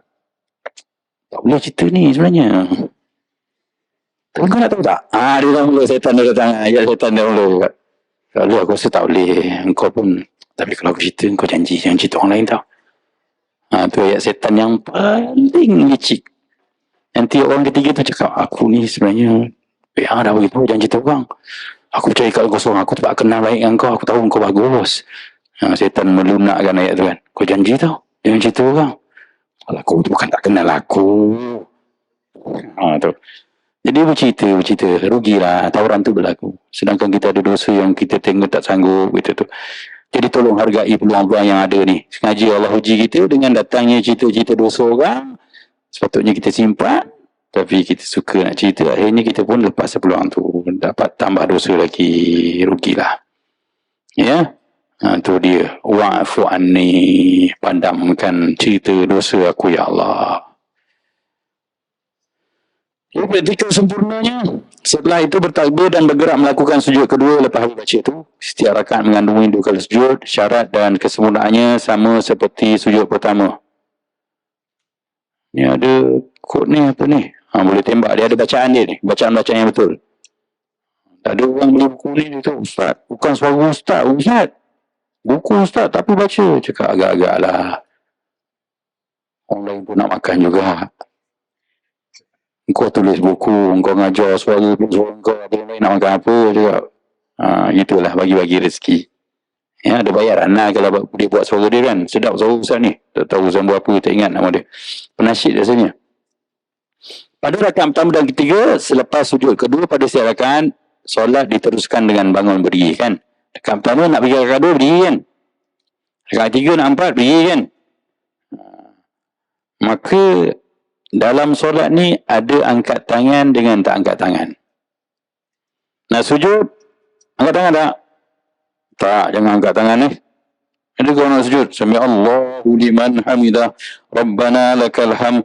Allah Akbar. Nampak manja gitu.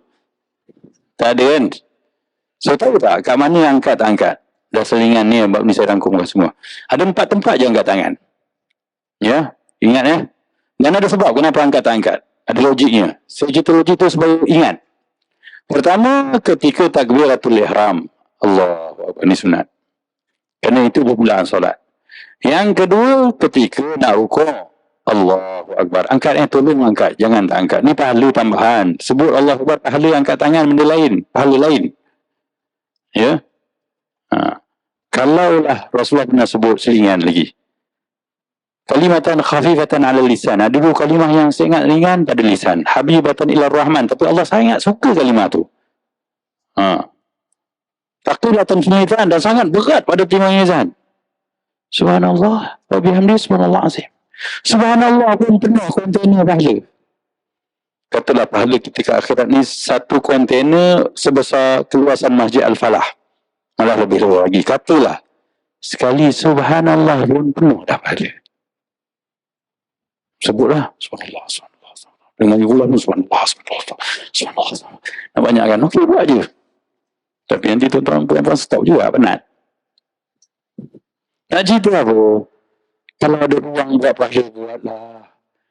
Ini lebih susah. Subhanallah kan angkat tangan. Tentu angkat tangan. Membesarkan Allah ni. Pahalanya lebih besar daripada subhanallah. Allahu Akbar bersama tu. Jadi buat. Jangan tak buat. Jangan kata sunat je. Tahu tak? Ahli neraka nanti, kerana terlalu besar dan panasnya neraka, 70 keadaannya, dia bukan dengan saiz kita ni. Kalau dengan saiz badan kita ni, dia tak aci. Masuk hilang tu, lenyap. Macam sebiji gula masuk dalam air panas. Ada nampak? Tak nampak. Allah terpaksa besarkan badan kita ni untuk rasakan azab neraka. Bayangkan kulit ahli neraka ni setebal perjalanan 3 hari 3 malam. Gigi ahli neraka, ya, sebatang gigi dia menyamai sebesar gunung Uhud. Dia dhuqul azab. Untuk rasa azab. So, jangan pandang kecil dengan akhirat. Semua ini dibesarkan di akhirat. Ya, tolong angkat. Tolong diri kita sendiri. Ingat, ya, jangan lagi. Ya, saya memang sedih kalau tengok Pak Imam sembahyang tak nak angkat tangan. Nak rukuk lakum dinukum waliyadin Allah. Akbar. Zayu sikit lah. Patutnya dialah yang patut memperagakan yang sempurna, yang paling baik. Tapi ialah tak semua orang benda ni dapat, ya. Jadi saya tolong bagi tu perempuan rasa perlu, ya. Abang-abang juga rasa perlu, tolong angkat tangan. Susah sangat pun, kecuali angkat tangan. Oh, saya itulah dah doktor kata tak boleh angkat tangan, angkat juga dah kena dah. Tak payahlah angkat. Cik penyakit buat apa? Cerita saya apa ni? 4 tempat angkat tangan 4. Pertama, takbiratul ihram. Kedua, nak rukuk. Ketiga, bangun rukuk. Yang keempat, siapa tahu? Ya, bangun daripada tahap awal ke rakaat ketiga. Bangun dari sujud, tak ada angkat tangan, ya. Rakaat pertama, kedua. Jangan bangun sujud, angkat tangan. Allah. Ini bukanlah berdosa, bukanlah batal, tapi kurang tepat dan nampak kita tak ngaji lah. Yang saya nak ikat ni sebab apa? Angkat. Itu hebatnya mazhab Syafi'i. Dia mencari ilah, mencari logik kenapa benda tu diangkat. Dan dia ada satu perbahasan. Ya, sebenarnya selepas Sami Allah liman hamidah, ada setengah mazhab, antaranya mazhab Maliki, dia qiyam balik. Sami Allahu liman hamidah, Rabbana lakal hamd, dia kata. Kita begini je kan. Okey. Kenapa angkat dan tak angkat? Ya, angkat dan tak angkat dalam mazhab Syafi'i dilogikan kerana pertama, ya, gerakan yang kita buat sebelum angkat tangan tu adalah gerakan solat. Maka tangan diangkat. Sebab kalau luar solat dia tak buat macam tu. Contohnya berdiri kat tempat luar semayang. Ya, kita buat tu nak beli nasi mak, tangan kita kat mana? Ada tak orang berdiri nasi mak dia buat macam ni? Abang nak uji. Tak, saya berdiri macam ni. Abang semayang nak beli nasi mak ni. Tak. Ya, abang akan ada tangan macam ni. Tapi oleh kerana tangan kita buat gerakan solat, ketika nak berpindah kita angkat tangan. Allahu Akbar. Orang kalau tunduk ke bawah, tangan dia kat mana? Itu macam ni. Tak, ni dah sembahyang kan? Kita guna lutut. Tapi kalau selesai kedua, kita tangan macam ni lah. Oleh kerana tangan belang lutut, sebab itulah bangun daripada rukuk, angkat tangan. Berdiri iktidal. Tangan kat mana? Sini kan? Sama dengan kat nasi lemak tadi kan? Sama. Sebab tu, nak sujud angkat tangan tak? Tak. Tak perlu, sebab memang gerakan tu. Sujud. Bangun dia sujud, saya sujud Orang sujud memang tangan dia macam ni. Mana dia sujud tu macam ni? Maka bagi sama gerakan tu. Jadi bangun dia sujud tak payahlah. Allah Akbar. Kan? Dia tarik je macam tu. Okey. Sujud balik macam tu. Memang duduk. Tahiyat memang macam ni lah. Ya. Puteri Gisah ngadap bangsa Puteri Gisah pun tangan dia kat sini lah. Dia tak ada duduk tangan macam ni. Ini tak ada. Memang kalau siapa duduk macam ni. Lepas tu tak ada. Angkat tangan nak sujud lagi. Tapi begitulah sujud balik berdiri pun. Sebab tangan dah macam tu duduk. Tak payah angkat tangan. Tapi tahiyat awal sudah ada kita angkat tangan. Betul tak? Sama saya awal. No, sebab tahiyat kita akan kata asyhadu an la ilaha illallah. Jadi ni buat satu gerakan solat yang tak dibuat di luar solat. Tak ada kita tengok betul di satu tangan macam ni. Kenapa tu? Duduk macam ni tangan saya macam ni. Menggubung, kau sayang lah tu. Maka sebab itu sahaja kita bangun dan kita angkat tangan. Itu sebab dia. Hebat mazhab Syafi'i. Sebab itulah bila mana berbahas tentang bangun dari rukuk, begini ke begini, maka yang lebih rajih, yang lebih tepat adalah lepas tangan. Sebab buktinya ketika nak sujud, Nabi tak angkat tangan. Nabi terus sujud. Kalau Nabi buat, kita ikut. Tapi Nabi tak angkat. Sebabnya sebab tak ada gerakan yang khas untuk solat membezakan dengan luar solat dengan tangan kita. Untung ngaji. Tak ngaji tak tahu ni. Okay, duduk tayar akhir. Rukun yang terakhir. Rukun yang ke-9. Rukun qawli. Rukun fi'li. Tayar akhir ni lah satu-satunya rukun solat yang special. Dia ambil dua-dua. Qawli dengan fi'li dia ambil dua-dua. Kalau rukuk, fi'li saja, perbuatan saja. Bacaannya sunat. Sujud pun, perbuatannya sujud. Baca Fatihah rukun, ya. Keperbuatan kita ambil satu-satu je, tapi tahiyat akhir duduk rukun, bacaannya pun rukun. Jadi yang ni perbuatan dahulu, duduknya. Syarat sah dia mestilah dilakukan setelah sempurna sujud yang kedua. Yang kedua, duduk ini terlaksana dengan apa duduk? Asal duduk. Duduk ni maksudnya bila punggung kita diletakkan di atas sesuatu, maka duduk lah. Duduk atas kursi, duduk atas peha, ya, duduk atas lantai, asal kena. Siapa yang tergantung punggung dia tak kena atas objek, itu pun duduk. Ya, kecuali orang tak boleh duduk, dia tak boleh buat apalah. Maka dia boleh saja baca tahiyat dalam keadaan berdiri. Praktikalnya disunatkan duduk secara tawarruk tadilah, iaitu duduk dengan punggung sebelah kiri, iaitu punggung sebelah kiri ini kena lantai, tak ada hamparan apa-apa, dan menjulurkan betis kiri di bawah betis kanan, manakala tapak kaki kanan didirikan. Jadi bagi orang yang berpeha normal saja boleh buat. Siapa yang ada lebih terlalu banyak, dia jadi susah. Inilah duduk tawarruk, depannya, belakangnya, yang ni kat sini. Tapi siapa yang dah duduklah macam ni, tak payahlah bang. Duduk tayar akhir macam ni lah. At-tahiyyatul mubarak. Sebab tu rukun ni bukan mesti duduk macam ni. Okey? Dia asal duduk. Duduk macam ni pun kita tayar akhir juga. Kalau dah susah, dah sempit, at-tahiyyatul boleh. Ya? Apatah lagi kalau solat berjemaah. Akak besar akak. Nak macam mana? Laki-laki dah besar. Kesalah akak. Salah makanan yang selalu masuk dalam badan kita. Contoh. Ya. Maka ketika tayar akhir, selayaknya akak tak boleh duduk macam tu. Sebab abang duduk. Akak duduk sini. Abang duduk sini. Abang kalau ada yang abang besar kita. Dah duduk tayar akhir macam ni. Abang duduk macam ni. Orang sebelah macam mana tu? Dia dah macam, aduh, ya Allah tolonglah. Kan? Pak Imam baca surah At-Tahiyyat. Mam, cepat sikit mam. Tak larat dah ni. Abang dulu sempit. Bila dah selesai. Sembahyang berjemaah ni, matlamat dia apa? Sembahyang jemaah ni kena faham. Tujuan syariat untuk memupuk perpaduan dan kesatuan hati kita bertaut. Kalau dah abang tindih dia macam tu, nak bertaut macam mana? Dia rasa nak terajang je ni. Tapi tak boleh. Tengah semayang.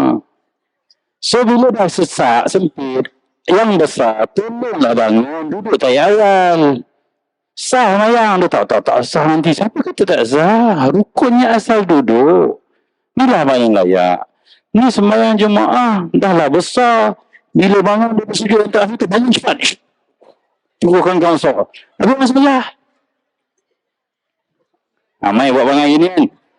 Tolonglah hentikan. Sebab tak kita ni ada Tuhan. Ada Allah. Allah tengok je kelakuan kau ni. Aku ni tengok hamba aku seorang ni. Kira dia je sembahyang jemaah. Ya, kan kena kita dengan malaikat kau tahu. So adab kita dalam sembahyang jemaah. Ya, saya ni badan memanglah tak besar sangat. Tapi kalau sempit saya mengalah tau. Dah jadi amalan saya akan kecil badan. Macam sembahyang ni lah sembahyang macam perempuan.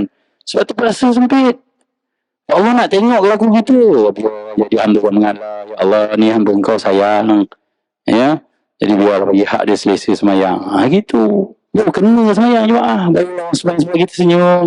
Terima kak. Terima apa? Kak bagi ruang tadi. Kakak tu tak dapat pun. Nyempah. Tolong kesian gitu. Duduk tayar akhir ni bukan mesti tak duduk tawaruk ya. Dia asal saja duduk. Ya. Dan kalau terempat kaki orang, tolonglah bangun. Jangan tak khusyuk. Berantai hujan mati berantai. Bakal ni, kaki dah kuit. Duit 3 kali kuit tu. Faham lah bang. Berat bang. 130 kilogram abang tu. Jadi kalau 2-3 kaki dah orang tersepit tu, abang bangun betul duduk tahruk. Ya. Dan tak payah cakap minta maaf. Ya, tak payah tengah layang nanti. Bangun betulkan kedudukan, baca tayat sampai habis. Jangan selamba. Kan? Kadang-kadang dah tersepit begitu, imam pula baca. Imam tahu tak? Imam lepas fil alamina innaka hamidum majid, dia tak boleh baca doa. Ya? Untuk solat jemaah, imam tak boleh. Imam kena ringkaskan sembahyang. Fil alamina innaka hamidum majid. Apa dia kena buat?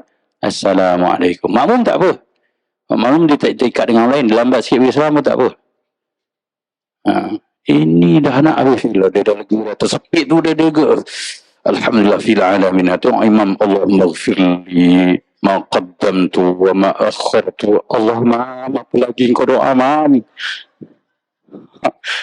Imam tak faham dia jadi itulah. Dengar pula wa min fitnatil masih dajjal. Dajjal apa lagi ni? Engkau dajjal aku dah ni. Dia banyak dah. Itu fikah solat jemaah. Hak-hak makmum dan solat jemaah. Kalau tak faham kita rasa kita dahsyat tapi sebenarnya tak tepat. Dia ya, tolong. Tahiyat akhir ni bila selesai sembahyang sunat sembahyang seorang memang buat. Itulah paling semua. Tapi bila sempit kita kena mengalah. Bangunlah orang pertama mengalah, ya. Apatah lagi kalau kita memang besar, menyakitkan orang lain. Tak boleh. Sembahyang jemaah tak boleh menyakitkan orang lain. Tapi dia orang tu lah, saya dah kangkang luar sikit. Dia orang suka ngimpit-ngimpit. Nanti saya tak akhir memang. Sembahyang berjemaah dia memang kena connecting each other. Kalau tak dapat ketika kiam tu, badan kita pun dah kena bersentuhan. Siapa yang tak boleh, kan ada orang setengah tu, saya tak boleh. Dia apa geli je semua. Rimah, datang lipat-lipat lah. Siapa yang geli orang rapat? Siapa yang menyampah orang mendekat? Tak payah sembahyang kat masjid lah, main kat rumah seorang-seorang. Sebab sembahyang Jumaat memang kena rapat. Ya, faham gitu. Dan nak datang merapat pun kena sediakan. Kalau kita ni jenis bau pahit, kena pakai minyak wangi, kena mandi dulu. Janganlah. Ya, kira tasbih, kalau mulut dah bau biar mati, basuh gigi dulu. Tak boleh itu berkait solat jemaah.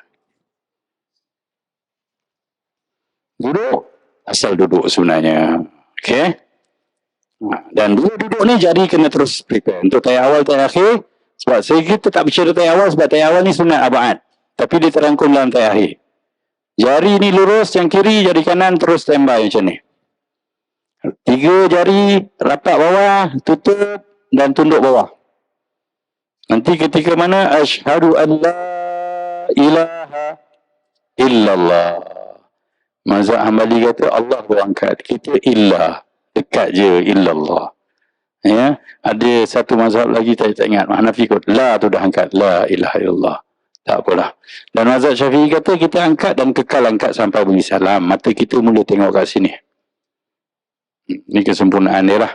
Kalau Maliki dia angkat, dia turun balik. Kita angkat, dia pun tangan macam tu je. Angkat gitu, lepas tu tak. Kita tak angkat.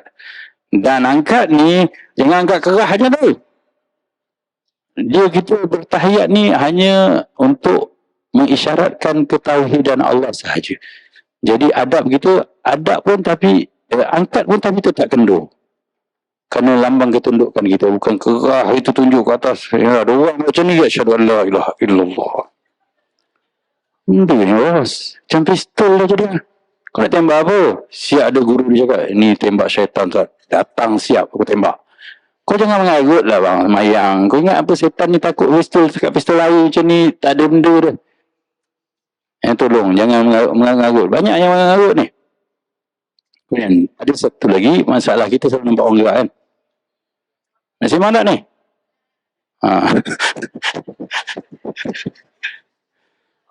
Ini sekali, saya pernah nampak yang wiper lah. Betul bang, kat Masjid Hidayah Sentul Kuala Lumpur. Allahu Akbar. Macam wiper, zoom, zoom, zoom, zoom. Saya semalam sudah aku rasa, aku bayar.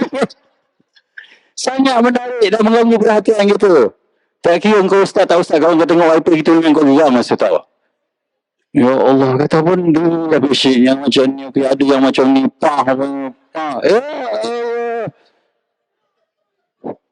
Okey, cerita asalnya, ya, Dr. Zaharuddin pernah bahaskan dalam buku dia, Praktikal Solat Sempurna. Memang ada satu hadis daripada satu banyak Nabi, ya, lafaz ada tu, ya, yarfa'uha, Nabi mengangkat jarinya, wa yuharrikuha, dan menggerakkannya.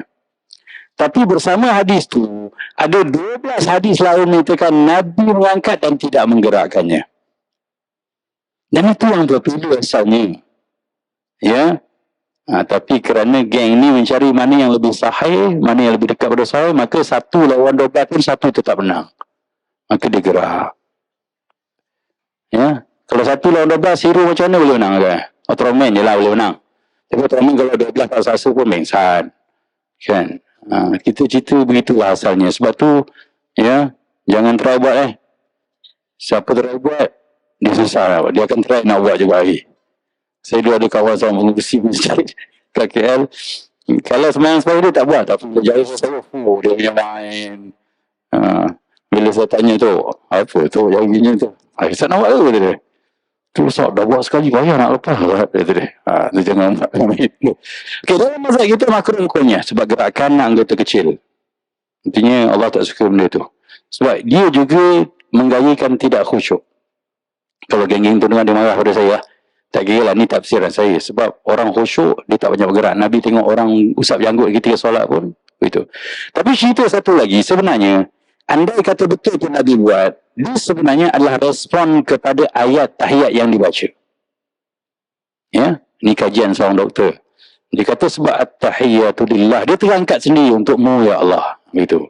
Assalamualaikum untuk engkau ya Rasulullah. Dia terangkat. Macam kita cakap macam orang Kamil cakap, cakap dengan telefon bukan nampak tangan tak lepas-lepas. Jadi respon kepada engkau tahiyat pun kau tak tahu makna, tak payahlah goyang. Tahu tak? Cerita apa tak tahu, tapi sunuk tak payah. Maknanya tak ada kena-kena. Yang basic pun tak lepas, jangan nak goyang sangatlah. Ustaz ni cakap gini kan. Tapi ceritanya begitulah. Ya? Jadi kita kena menghayati. Kalau nak buat gerakan tu pun kena respon. Bukan laju, main goncang, main goyang, wiper. Kalau wiper tu main lah tu. Yang susah nak buat wiper. Tapi dia buat baik. Nanti lagi ikut Muhammad tu. Kalau nak pergi tengok main Jumaat, Masjid Al-Hidayah Kuala Lumpur. Okey, jadi tak payah buat Tak payah buat. Kita peganglah pada hadis yang lain daripada yang satu tu, bahawa Nabi angkat tangan dan tidak menggerakkannya, ya, dan dia lebih dekat dengan maksud khusyuk. Khusyuk ni antara maksud khusyuk, nanti kalau kita sempat belajar, ya, khusyuk ni ada 3 maksud ni, antaranya as-sakinah, tenang. Orang tenang tak goyang, tak banyak goyang, ya. Jadi dia agak kontradik dengan maksud khusyuk bila mana kita banyakkan gerakan begitu. Cuci tu jari Okey, rukun seterusnya adalah rukun yang ke-10 membaca tahiyat akhir, baca. Yang tadi duduk, ini bacaan dia. Baca dalam keadaan duduk. Artinya dah duduk sempurna baru boleh baca. Baca dengan bahasa Arab, tak boleh tukar. Bahasa lain, segala penghormatan, keberkatan dan pujian untukmu ya Allah. Tak boleh. Walaupun itu masuk tahiyat. Mestilah dengan berlafaz dan dengar tinggi sebab dia rukun qauli kena sebut word by word, tapi jangan kuat sangat, kacau orang sebelah, haram, makruh. Jangan tak dengar sebab tu tak sah. Baca kontrol diri si dengar. At-tahiyatul mubarakatus. Cukup lah. Orang lain pun nak baca kan. Kesian kawan sebelah nak baca. Kalau baca tu betul macam Arab fasih sedap juga. Ni lah bahasa slang Jawa. Baca tak sedap. Kuat-kuat pula. Tak kira sedap tak sedap tak boleh. Membaca tanpa diserangi dengan ziam yang lama atau zikir yang lain. Siapa baca tahiyat at-tahiyatul mubarakatus salawat. Assalamualaikum.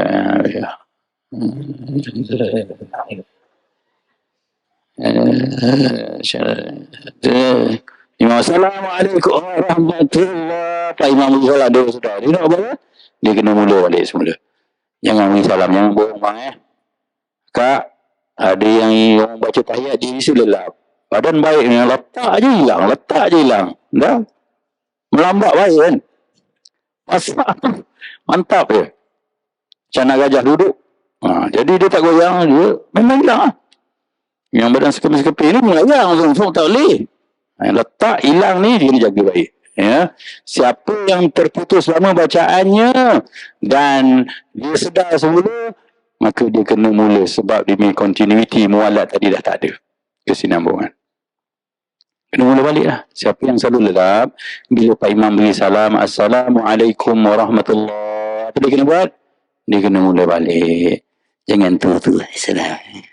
Tak sah semayang. Tadi saya dah baca asyhadu an la ilaha illallah, tapi kau nyelam lama sangat tadi.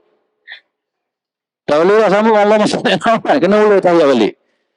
Saya pernah buat pengajian kat setapak dulu. Ada seorang Bilal tu, dia tak agak pun badan, tapi dia memang cepat lelap. Tahiyat akhir je mesti lelap. Kena gitu. Bila saya dah ajar dia keluar tu, tapi jujur dia menyebabkan saya jadi sebuah dan sebuah salah pula. Dah lah dia Bilal. Lepas Imam bersalam, Assalamualaikum, dia pun at-tahiyatul mubarakatus. Assalamualaikum. Lepas tu orang sebelah. Untuk dia. Tapi itu yang betul dia buat. Sebab dia orang baik. Kan? Bilal biasanya ahli syurga lah, insyaAllah. Orang baik. Orang panggil orang semayang, orang baik lah. Hati dia lembut, dia boleh praktik. Yalah, dia bukan sengaja nak tidur. Memang dah jenis terlelap. Nak macam mana? Jadi, oleh kerana ini rukun, pastikan sebutannya betul. Mari kita tengok bacaan tahiyat kita. At-tahiyatul. Bukan at-tahiyatul. At-tahiyatul. Cikgu seorang pun ada sini. Tolonglah betulkan anak-anak murid kita tu. Adalah baca, belajar sampai. Yang tu je sampai bila tak belajar dah. Bukan at-tahiyatul bang. Kak. At-tahiyatul mubarak. Kalau salah tak sah. Ni rukun Ni madu-madu Fatihah. Cuma biasanya itu ayat Quran, ni bukan ayat Quran. Bacaan kalau bukan ayat Quran, dia tak perlu bertajwid. Artinya tak payahlah baca. Contohnya, wajib berguna. Assalamualaikum ayyuhan Nabi. Tak payah. Bukan ayat Quran. Apa lagi ayat Quran? Wa ashhadu anna Muhammadar Rasul. Tak payah. Tapi panjang pendek dalam bahasa Arab tetap kekal. Sebab bahasa Arab panjang pendek walaupun ayat Quran berbeza. Ana qadim dengan ana qadim beza maksud dia. Contoh kalimah Arab makan. Bahasa Arab makan bukan makan bahasa Melayu tu. Makan dulu panjang maksudnya dulu tak ada. Kalau makan yang Pak Imam baca fi kulli zaman wa fi kulli makan, bukan makan. Ma pendek kan panjang. Itu tempat maksudnya. Beza. Ya, itu orang Melayu, saya nak makan. Saya nak makan. Sama tak maksud dia? Sama je, kau lapar lah tu. Dah bendang tu. Tapi bahasa Arab, panjang pendek berbeza. Tu kau tidak kenapa kita kena titik A tu. Masih kecil dia. Baya mati rata bayi. Rata na. Kami mati depan kumbai. Na kumzas kena ingat. Aduh. Betul lah. Mana betul nak pendek. Tu. Sebab panjang pendek memang tak boleh dia main dalam bahasa Arab. Tengok kita baca. Ya. Walaupun bukan tajwid, tapi panjang pendek, makhraj huruf kena betul. At-tahiyyah ada harakat. 2. Mubarakatus salawatut thayyibatu lillah. Kalau baca tahiyatul barakatus salawatut lillah, assalamualaikum. Memang tak sah. Padan muka. Sampai baca teratul. Ya, at-tahiyyatul mubarakah. Paling maju pun dia sebut at-tahiyyatul mubarakatus salawatut thayyibatu lillah. Assalamu alayka ayyuhan nabiyyu wa rahmatullahi wa barakatuh. Tu, bila wakaf tu, bukan tu. Assalamualaikum warahmatullahi wabarakatuh. Tu orang Melayu. Beri salam kat kuliah tak apalah. Beri salam kat kelas. Assalamualaikum warahmatullahi wabarakatuh. Bukan katu. Itu katu. Bila wakaf, katuh. Ya. Warahmatullahi wabarakatuh. Assalamu alayna wa ala ibadillahi salihin. Hantar betul yang salihin gitu ke? Hin. Ya, ada ayat tu kan? Ashhadu an la ilaha illallah wa ashhadu anna Muhammadar Rasulullah. Inilah tahiyat. Tahiyat awal dan tahiyat akhir yang membezakan dia bukan extend dengan selawat. Posisi dia. Kalau pada rakaat kedua yang ada 4 rakaat, 3 rakaat, itu tahiyat awal. Ya, kalau pada rakaat yang terakhir sama ada sembahyang subuh ke, rakaat kedua, sembahyang maghrib, rakaat ketiga, sembahyang zuhur, asar, isyak, rakaat keempat, itulah tahiyat akhir. Posisi dia.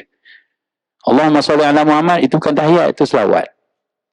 Tahiyat, dia sebut tahiyat, at-tahiyat sampai wa asyhadu anna Muhammad Rasulullah. Membeza awal dengan akhir, posisi dia. Ya. Dan selawat, bukan lain. Walaupun kita baca sambung, dia cerita lain. Jadi, praktikal sempurnanya, membaca tahiyat akhir secara perlahan, tapi tetap bersuara.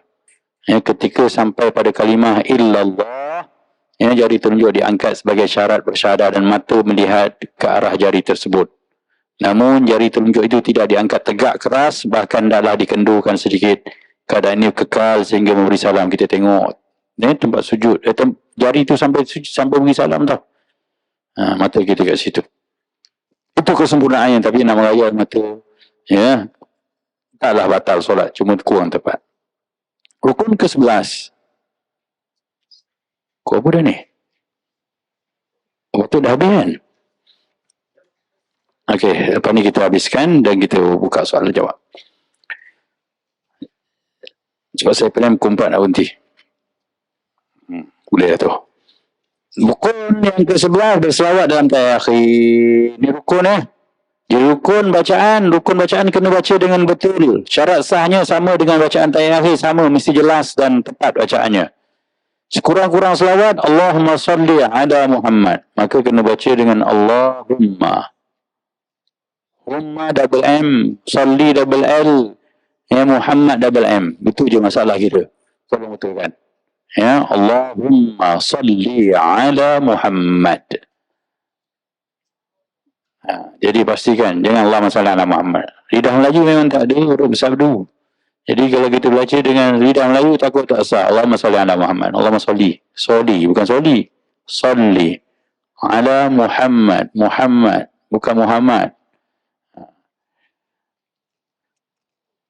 Menurut Dr. Sarah Al-Fatah, Dr. Wahdah Az-Zuhaili dalam kitanya Al-Fiqh Islami Wadaltu, dan dia cemahkan jadi fiqh perundangan Islam, membaca tambahan Sayyidina dalam tahiyat adalah sunat, merupakan adab dengan Nabi kita Muhammad sallallahu alaihi wasallam. Ya. Kalau geng-geng yang pegang hadis sahih, dia tak bagi kita baca Sayyidina.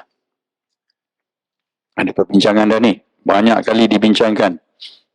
Siapa nak selawat dengan Allahumma salli ala Muhammad, boleh. Siapa nak selawat Allahumma salli ala Sayyidina Muhammad pun boleh. Tak payah gaduh. Ya. Hadis Sayyidina maksudnya pemimpin kami, ketua kami.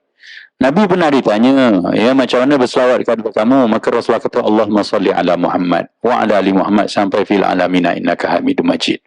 Maka mereka yang berkata ini, Rasulullah pun kata Allahumma salli, pandai-pandai tambah Sayyidina, kenapa? Tapi dalam mazhab Syafi'i, Imam Suyuti menggariskan bahawa kita menyebut Sayyidina ni adalah ta'addudan ila Rasul, beradab dengan Nabi. Ya. Tuan-tuan panggil saya pun ustaz kan, dia ada panggil Rahili. Rahili orang kau? Tak. Pada ustaz je. Takkan Nabi kita panggil Muhammad gitu je. Kamu tak ada lagi orang Melayu. Orang Melayu dia tak sesuai langsung kalau dia panggil Muhammad je kata Nabi dia. Sebab dia sangat beradab. Orang naik haji pun dia panggil haji dah kan. Ya. Pak Mat tu balik haji, abang panggil, Mat, Assalamualaikum. Dia tak dengar je. Haji Mat. Waalaikumsalam tu. Dia panggil salam dah jawab salam dah jawab. Tu jiwa orang Melayu. Ya. Dia dah dapat tahu dia. Panggil dia, panggil kak. Dia tak panggil Ustazah. Waalaikumsalam. Ya, kedengaran sayuk-sayuk suara bagi salam tadi. Tak, kami belum bagi salam pun, kak. Tu. Maka lah. Kita kan orang Melayu. Ya. Apatah lagi selayaknya takkan nak gamak panggil Muhammad gitu je. Sayyidina ni maksudnya pemimpin kita. Bukankah dia pemimpin kita? Kalau fuqaha, orang-orang yang lebih ahli pada Imam Syafi'i, mereka semua mengharuskan, membolehkan, maka panggil je lah. Tanpa blame, tanpa kutuk orang yang tak panggil dia. Sebab siapa yang membaca, siapa yang nak pilih untuk baca, ya, dia kena faham bahawa ini beradab dengan Nabi. Dan fuqaha dah mengatakan keharusannya boleh saja. Kalau tak boleh, tak mungkin kekal sampai hari ini bacaan Allahumma salli ala Sayyidina Muhammad. Siapa yang boleh tak baca untuk maka dalam hati dia kena pilih macam ni. Aku pilih purity yang sebiji Nabi kata. Maka aku amalkan Allahumma salli ala Muhammad. Tanpa blame sana dan sini. Selamat. Ya, itu je. Saya memang Allahumma salli ala Muhammad dah biasa. Dan saya niat memang saya nak pilih macam Nabi ajar. Saya nak buat macam tu je. Tanpa menghina ataupun merendahkan Nabi tak. Itu je lah.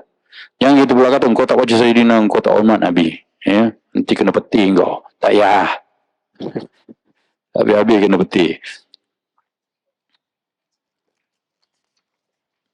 Praktikal sempurna Allahumma salli ala Sayyidina Muhammad wa ala ali Sayyidina. Siapa nak sebut Sayyidina, kena sebut yi tu. Bukan Sayyidina Sayyidina game yang main duit tu. Tu main Sayyidina. Monopoli beli rumah address tu. Tu Sayyidina. Dah tak ada pun game tu. Budak sekarang tak pandai main tu. Apa barang main game macam tu. Jadi sebut Allahumma salli ala Sayyidina Muhammad wa ala ali Sayyidina Muhammad. Kan ada ya baru bawah tu. Yelah, kita memang sebut Sayyidina je selalu. Sayyidina Abu Bakar Siddiq. Nak macam mana lidah Melayu memang jarang ada huruf sabdu. Nak sebut Sayyidina tu macam pelik sikit. Kau sebut apa kak? Sayyidina. Kan selalu kau sebut Sayyidina je ke? Dia jadi pelik. Padahal yang betul tu. Dalam solat kena sebut yang betul. Kama sallaita ala Sayyidina Ibrahim wa ala ali Sayyidina Ibrahim wa barik ala Sayyidina Muhammadin wa ala ali Sayyidina Muhammad kama barakta ala Sayyidina Ibrahim wa ala ali Sayyidina Ibrahim fil alamin innaka Hamidum Majid. Ya, satu notis saya. Bacaan kalau bukan ayat Quran tak perlu ditajwidkan ya. Badilah jelas. Contohnya, Allahumma salli ala Sayyidina Muhammadin wa ala ali Sayyidina Muhammad. Bukan Allahumma salli ala Sayyidina Muhammadin wa ala ali Sayyidina Muhammad. Kama sallaita ala sambung ala ali Sayyidina Muhammadin kama sallaita. No. Itu bukan ayat hakiki. Itu ayat Quran ke? Bukan. Saya cakap ni atas pengalaman. Ya. Bila kita dulu kan datang dari Malaysia, belajar kat Jordan dulu. Kita pantang tengok bahasa Arab, semua kita tajwidkan. Baca hadis pun, man ra'a min, kita baca mar ra'a yudian bila guna. Me'akum, ifa' hakiki. Masyarakat saya tengok saya dah. Macam kata, Quran, dia baca Quran je boleh. Baca jelas-jelas dia kata. Ini perkataan Arab biasa je, baru je itu. Jadi tajwid ni aplikasi Al-Quran sahaja. Jangan semua bahasa Arab kau bantai dengan tajwid. Tak cantik bang, tak jelas jadinya. Macam semua cakap biasa macam syair macam mana? Kan? Saya nak makan Tolonglah masak Maggi. Bini kita baling kuali terus. Cakap je lah macam biasa. Itu je ya, itu faham. Tapi taklah berdosa.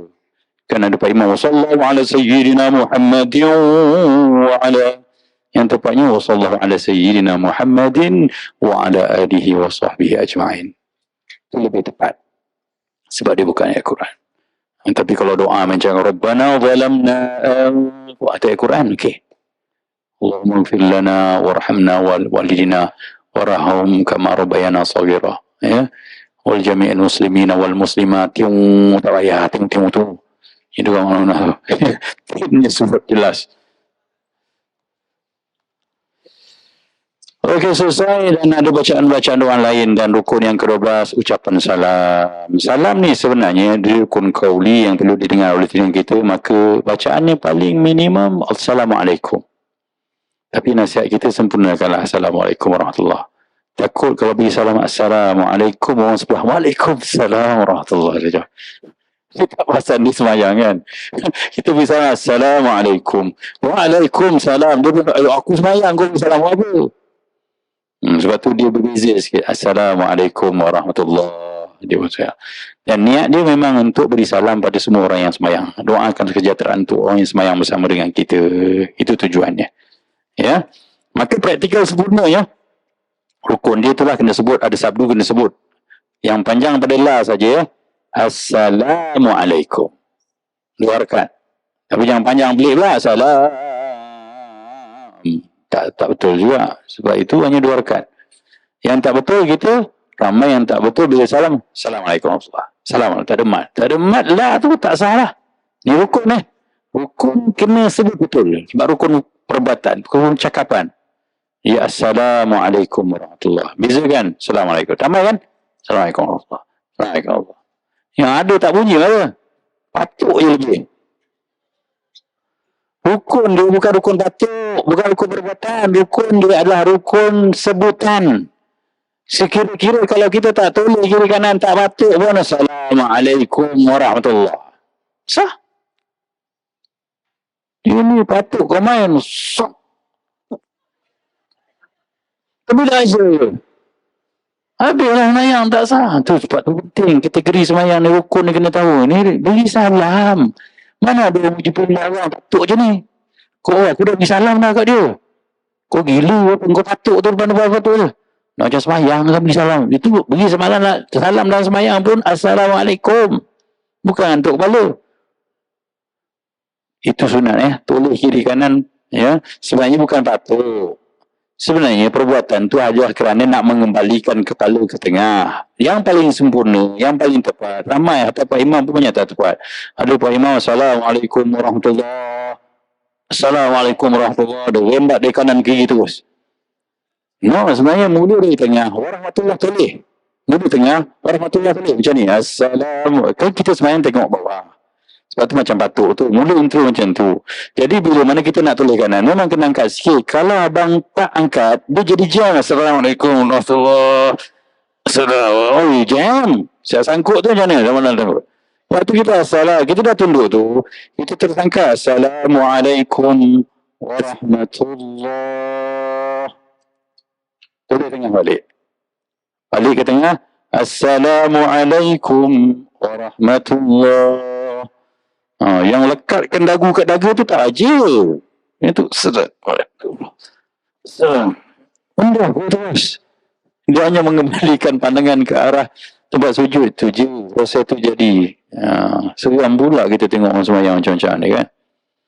Jadi rukunnya rukun perbuatan, rukun bacaan, bacakan, dan Assalamualaikum masih tempat sujud. Warahmatullahi wabarakatuh. Patah balik tengah. Assalamualaikum tempat sujud. Warahmatullahi wabarakatuh. Kiri. Baru cantik. Assalamualaikum warahmatullahi. Assalamualaikum warahmatullahi. Bukan Assalamualaikum warahmatullahi. Rembat tu semua. Assalamualaikum warahmatullahi. Bukan. Itu praktikal yang tepat. Tertib. Tak ada apa-apa. Tertib hanya faham dan sedar. Pasti bahawa apa yang kita buat ni ikut turutan. Ya. Itu rukun, kesedaran hati, rukun qalbi yang kedua selepas niat, inilah dia. Mula dengan akhir, kena ada kesedaran.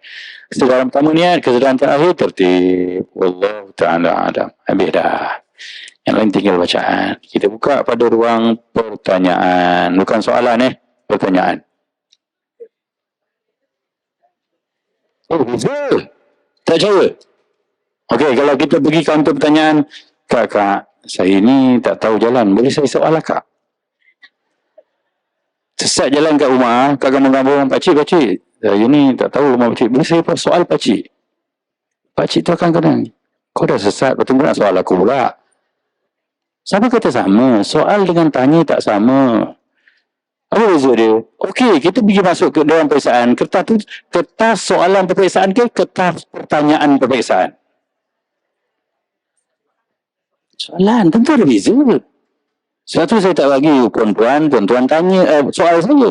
Sebab soalan ni, orang yang menyoal tu dah ada jawapan pada dia. Pertanyaan, dia tanya benda yang dia tak tahu. Sebab tu orang sesat jalan dia tak tanya pakcik, saya nak soal pakcik boleh? Kena soalan dia, orang tak malah.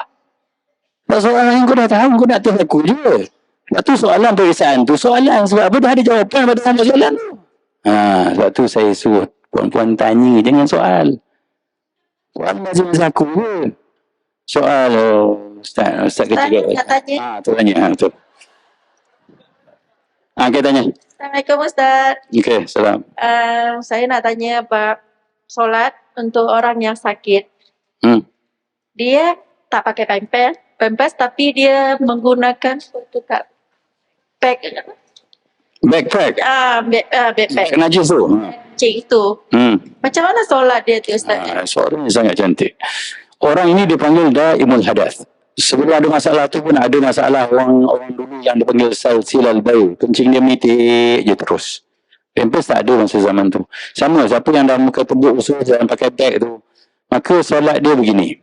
Pertama, dia perlu bertaharah membersihkan dirinya. Kalau beg najis tu kena tukar beg najis, sebaik masuk waktu solat. Pakai yang baru. Kalau pampers, tukar pampers baru, bersihkan diri. Dan kemudian berwuduk terus. Pakai pad baru, pakai beg baru, terus berwuduk. Apa yang meleleh yang keluar sewaktu dia sedang berwuduk dan nak sembahyang nanti dimaafkan. Tapi dia tak boleh bertaharah dan berwuduk sebelum masuk waktu sembahyang. Maka apa yang meleleh keluar dimaafkan sepanjang masa dia bersolat tu. Cuma wuduk dia ni hanya sah untuk satu fardu. Yang sunat boleh dia sembahyang macam mana pun. Katalah sembahyang zuhur, masuk pukul 1, dengan azan dia pun bersihkan diri dia, tukar pampers baru, ataupun orang lain uruskan dia, ambil wuduk dia pun sembahyang. Qabliyah boleh, sembahyang zuhur boleh, sembahyang asar pun boleh. Sembahyang asar pula, sembahyang ba'diyah zuhur. Masuk azan asar, walaupun dia mak tak ada ketut lagi pun.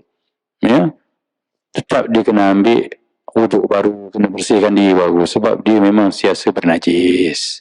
Dan jangan tak semayang. Tolonglah urus orang-orang ni. Dapat pahala besar. Memastikan mak ayah kita yang dah sakit ni semayang. Kadang-kadang waktu sakit itulah baru dia semayang. Mak-mak kita dulu terlalu susah hidup, berjuang nak besarkan kita. Jangan blame dia orang tak semayang, tapi bantu dia untuk boleh semayang. Jasa dia tak mampu kita nak balas. Tapi dia tak ada environment macam kita. Ada dewan macam ni. Ada ustaz boleh datang ceramah. Tak ada. Hidup dia tak ada. Yang ada Piramli je zaman tu pun. Masalahnya Ustaz, sekarang ni dia ada dekat hospital. Dia terbaring. Dia tak boleh memang ke toilet ke. Tak ada orang boleh urus dia. Kalau dia tak mampu urus dia. Memang yang kencing dia tu dari pack tu nurse je yang buang. Lepas tu dia tak mandi, hanya di badan Yalah, kalau tak ada najis pada badan, tak ada apa masalah perlu mandi. Okey macam ni. Katalah dia tak boleh diuruskan, maka dia tetap kena sembahyang. Nak ambil wuduk tu macam mana? Mana yang boleh, boleh. Kalau boleh tayamum. Kalau tak boleh juga semua wire dah berselirat. Pengurusan tu jadi payah. Nurse mengamuk pula tadi. Pasang balik. Engkau yang cabut pandai-pandai. Most kan ada yang macam tu nurse tu. Ada yang baik sangat. Dalam comel baik pula. Kan contoh. Jangan marah. Marah terus. Jawab soalan dia. Apa cerita comel lah? Cerita yang tu tadi apa? Macam saya suami saya sebenarnya Ustaz. Okey. Dia cerita dia begini. Kalau puan ada hak besar sebagai seorang isteri, uruslah dia. Minta izin. Saya nak urus sekali. Berjuang dulu. Kalau dah ada halangan, memang tak boleh, tak berserah. Cuma tetap remind bang, so sudah masuk, abang semayang je, apa adanya abang. Apa adanya macam drama je kau ni. Tak, maksudnya, dah tak boleh wuduk, dah tak boleh apa, dah semayang je. Semayang tu dikira valid. Kalau kita mati, tak payah qada. Tapi andai kata kita sihat, dia kena ganti balik. I'adah dia panggil. Ganti semula. Sebab manusia yang sedar, kalau dia masih sedar, dia tak boleh tinggal semayang dalam keadaan sedar. Dia kena semayang apa adanya dia. Saya tayamunkan je lah dia Ustaz. Boleh lah. Apa yang boleh untuk uruskan tu. Dan semayang tu sebab ada benda-benda yang menghalang validiti kesahihan semayang dia, dia kena ulang balik nanti. Kalau dia sihat. Dah sihat belum? Belum. Doa banyak-banyak lah. 2 bulan. Sabar ya. Itu pahala yang besar untuk kamu. Itu syurga kamu. Kena sabar melayan suami dan pastikan semayang. Berjuang untuk dapatkan suami semayang. Amin. InsyaAllah. Itulah doa. Ada kawan yang sakit. Ya Allah uji.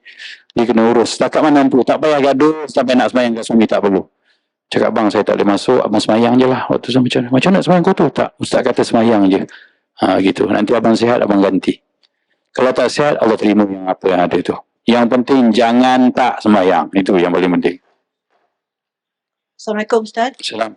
Nak tanya pasal solat dalam pesawat. So Dalam kalau pesawat. ada kiblat ke belakang kita, lepas tu macam mana kita nak solat? Takkan tak kiblatul ihram kita kena berdiri, nak kena pandang belakang baru kita nak kena solat ke macam mana tu? Solat je.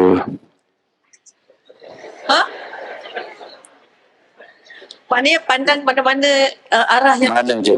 Jangan gaduh dengan pramugari. Kita pun biasa pergi umrah. Gaduh dengan pramugari. Dengan nak ambil semayang dengan apa. Apa ada semayang. Itu semayang hormat waktu. Syarat semayang tadi, kalau kita tak dapat sempurnakan, antaranya tak dapat menghadap kiblat. Semayang waktu nak habis. Subuh nak habis waktu jaga. Semayang aja. Semayang tu adalah semayang hormat waktu. Nanti sampai rumah, ganti balik. Jangan tak semayang. Kalau khabar tu bang meletup, bukan minta. Ya Allah terima yang itu. Ya. Jangan gaduh dengan orang. Aku nak ngadap kiblat pun kau tahu. Aku nak semayang tu tak ngadap orang. Dah kau tak semayang. Aku nak semayang kau halang. Masuk neraka kau nanti. Jangan mulut macam tu. Jangan gaduh. Yang urusan ibadah ni, apa yang boleh buat? kalau kita solat, selalunya macam kita rukuk, kita rendahkan sikit, lepas tu kalau sujud kita rendah lagi kan. Tapi saya tengok dalam satu Instagram ke apa, dia cakap, dia kata tak payah nak tunduk bongkok, dia kata kepala saja dia cakap. Kepala je buat isyarat kita rukuk dan kita sujud. Yang satu yang betul Ustaz. Okey, tahap sembahyang ni, pertama kalau kita sihat, kita kena buat most perfect. Itu wajib. Tapi bila kita sakit, kita kena tengok dulu tahap minimum yang boleh kita buat. Kalau dia masih dalam batas mampu, kena buat. Macam tadi saya kata rukuk separuh tu kan. Tunduk sikit. Tu kalau kita boleh buat, tak sakit, kena buat. Dan ketiga, kalau itu tak boleh, dia boleh pergi pada isyarat. Okey? Dalam setiap orang, dia kena tahu batas mampu dan keupayaan dia. Okey? Dalam solat, ketika dalam pesawat, memang solat tu solat amal tu. Kalau kita mampu tunduk, sebab ulama sebut, bila tak mampu buat, menjadikan yang maksimum itu sebagai sujud, yang separuh daripada maksimum itu sebagai rukuk. Sebab kena bezakan ketundukan rukuk dengan sujud. Tak kira lah, kalau dia mampu tunduk sikit, tapi pastikan tunduk untuk sujud sikit lebih pada rukuk. Dan kita tak boleh judge orang lain. Kita sendiri yang tahu kemampuan kita bila mana kita dalam situasi itu. So tak payah sibuk judge orang lain. Saya ada ilmu, saya tahu. Ustaz saya kata saya kena cuba test. Oh ni maksimum. Dengan belt kat badan ni. Ya. Mungkin dia sebab itu. Maka dia kata tundukkan kepala. Maka yang sampai dagu ni sujud. Yang separuh pada itu rukuk. Okey. Sebab isyarat dia terpulang pada situasi dan kondisi kita ketika itu. Allah Ta'ala. Tetap syarat yang tak sempurna tu tetap kita kena ada sembahyang semula. Sebab ada yang jawab kalau gitu boleh tak sembahyang. Ini kena betul ni kau. Ya. Sembahyang tetap on time. Cuma valid tak valid bila dapat datangkan rukun dan syaratnya tak payah ulang. Tak dapat. Sembahyang tu diterima apa adanya kalau kita mati. Tapi kena ulang bila mana kita hidup lagi. Apalah susah sangat. Ya. Okey. Lain. Okey, saya ada pertanyaan Ustaz. Okey. Kalau bangun kan senang. Tak boleh bangun tak apalah. Sujud juga pakai syarat. Okey, bolehkah cara semasa duduk tahiyat akhir, cara duduk tu boleh tak boleh tak digunakan macam kita duduk tahiyat awal? Tadi sudah diomongin, bro. Gimana lupa ini? Apa saja duduk kan bisa aja. Dalam hukum Cik Indon cakap Indon pula. Okey? Boleh duduk. Hatta duduk dalam solat ni, siapa tak mampu duduk di sini boleh.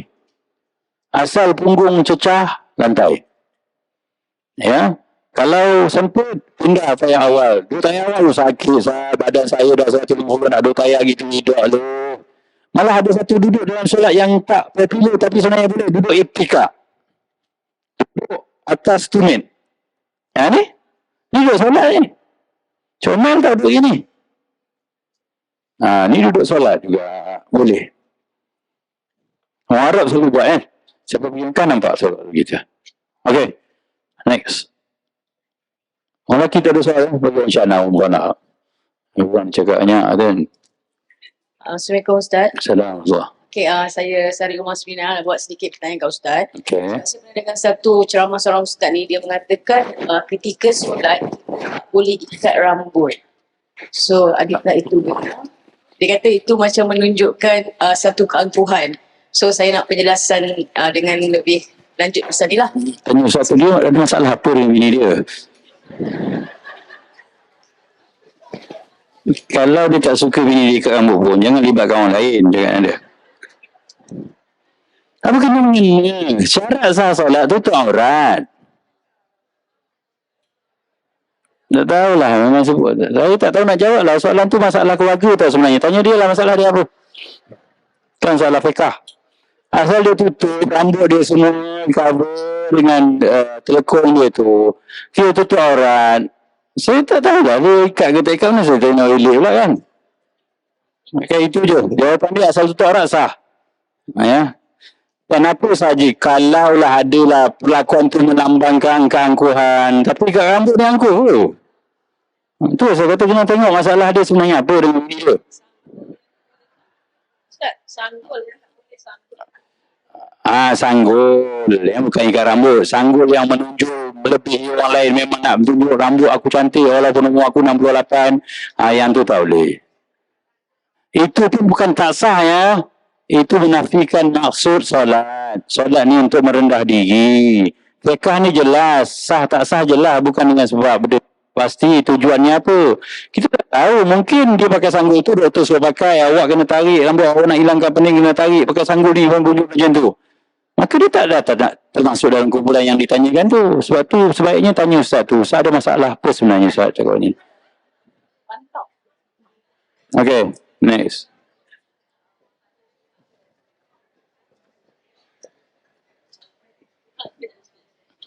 Kita sampai 10 minit, 5 minit lagi. Habis. Kita 10 minit lagi nak semayang asar.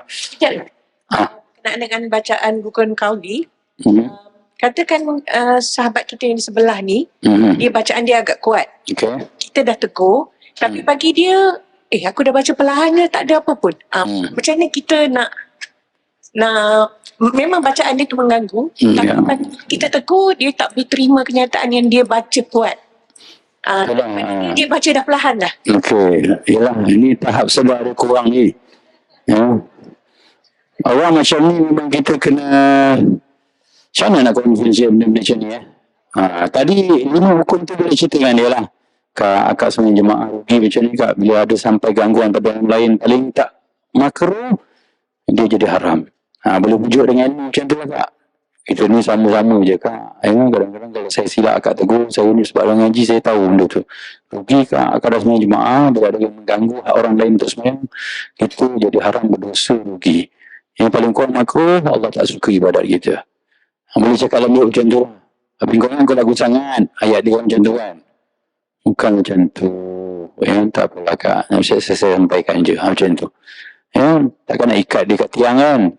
Tak boleh. Akak saya ikat dulu. Lepas saya semayang, aku semayang. Cakap. Tak boleh. Adalah benda. Tak semua benda kita mampu. Kita belajar ni. Ilmu ni cahaya. Okay. Jadi tolong suruh laluan kita dulu. Jangan banyak suruh muka hidingkan muka orang. Orang marah kan. Ada torchlight suruh muka orang. Ngamuk yang tu. Kau asyik nampak salah aku je kan. Yang tuan-tuan bagi ajar macam-macam lah. Aku semayang tak betul lah. Aku buat lah. Apa dulu ada macam ni. Itu sahabat kita. Sebab tu hargai orang-orang yang masih ada berlembu, tolak ansur lah. Paling kurang, pertama sekali kalau nak tegur orang, satu apa dia? Betulkan niat dulu. Ya Allah, aku ni nak betulkan dia, nak dapatkan dia hak dia semayang supaya dia sempurna dapat itu. Jangan tegur kalau dia rasa dengar atau nyampah. Ya, aku tak tahan tu. Kena dia ni. Tak payah. Baik tak payah. Takkan ada datang kebaikannya. Betulkan dulu. Baca untuk betulkan diri dulu. Niat. Ada kasih pada orang boleh tegur. Dekat jadi baik. Tegur suami macam tu. Tegur isteri macam tu. Tolonglah. Yang aku sayang kat isteri aku ni. Aku sayang kat suami aku ni. Cakap aja. Maka kita akan cakap dengan sayang atau tidak. Kalau tak ni, kau ni dia apa? Dia dah dulu je dah. Abang ni dah kenapa? Tak payah. Itu cerita apa? Bukan solat tu. Okey. Dah last satu. Assalamualaikum. Salam. Tanya, katakanlah masjid tu 2 tingkat kan? Semayang berjemaah lah. Misalnya kata saf di bawah tu ada banyak kosong.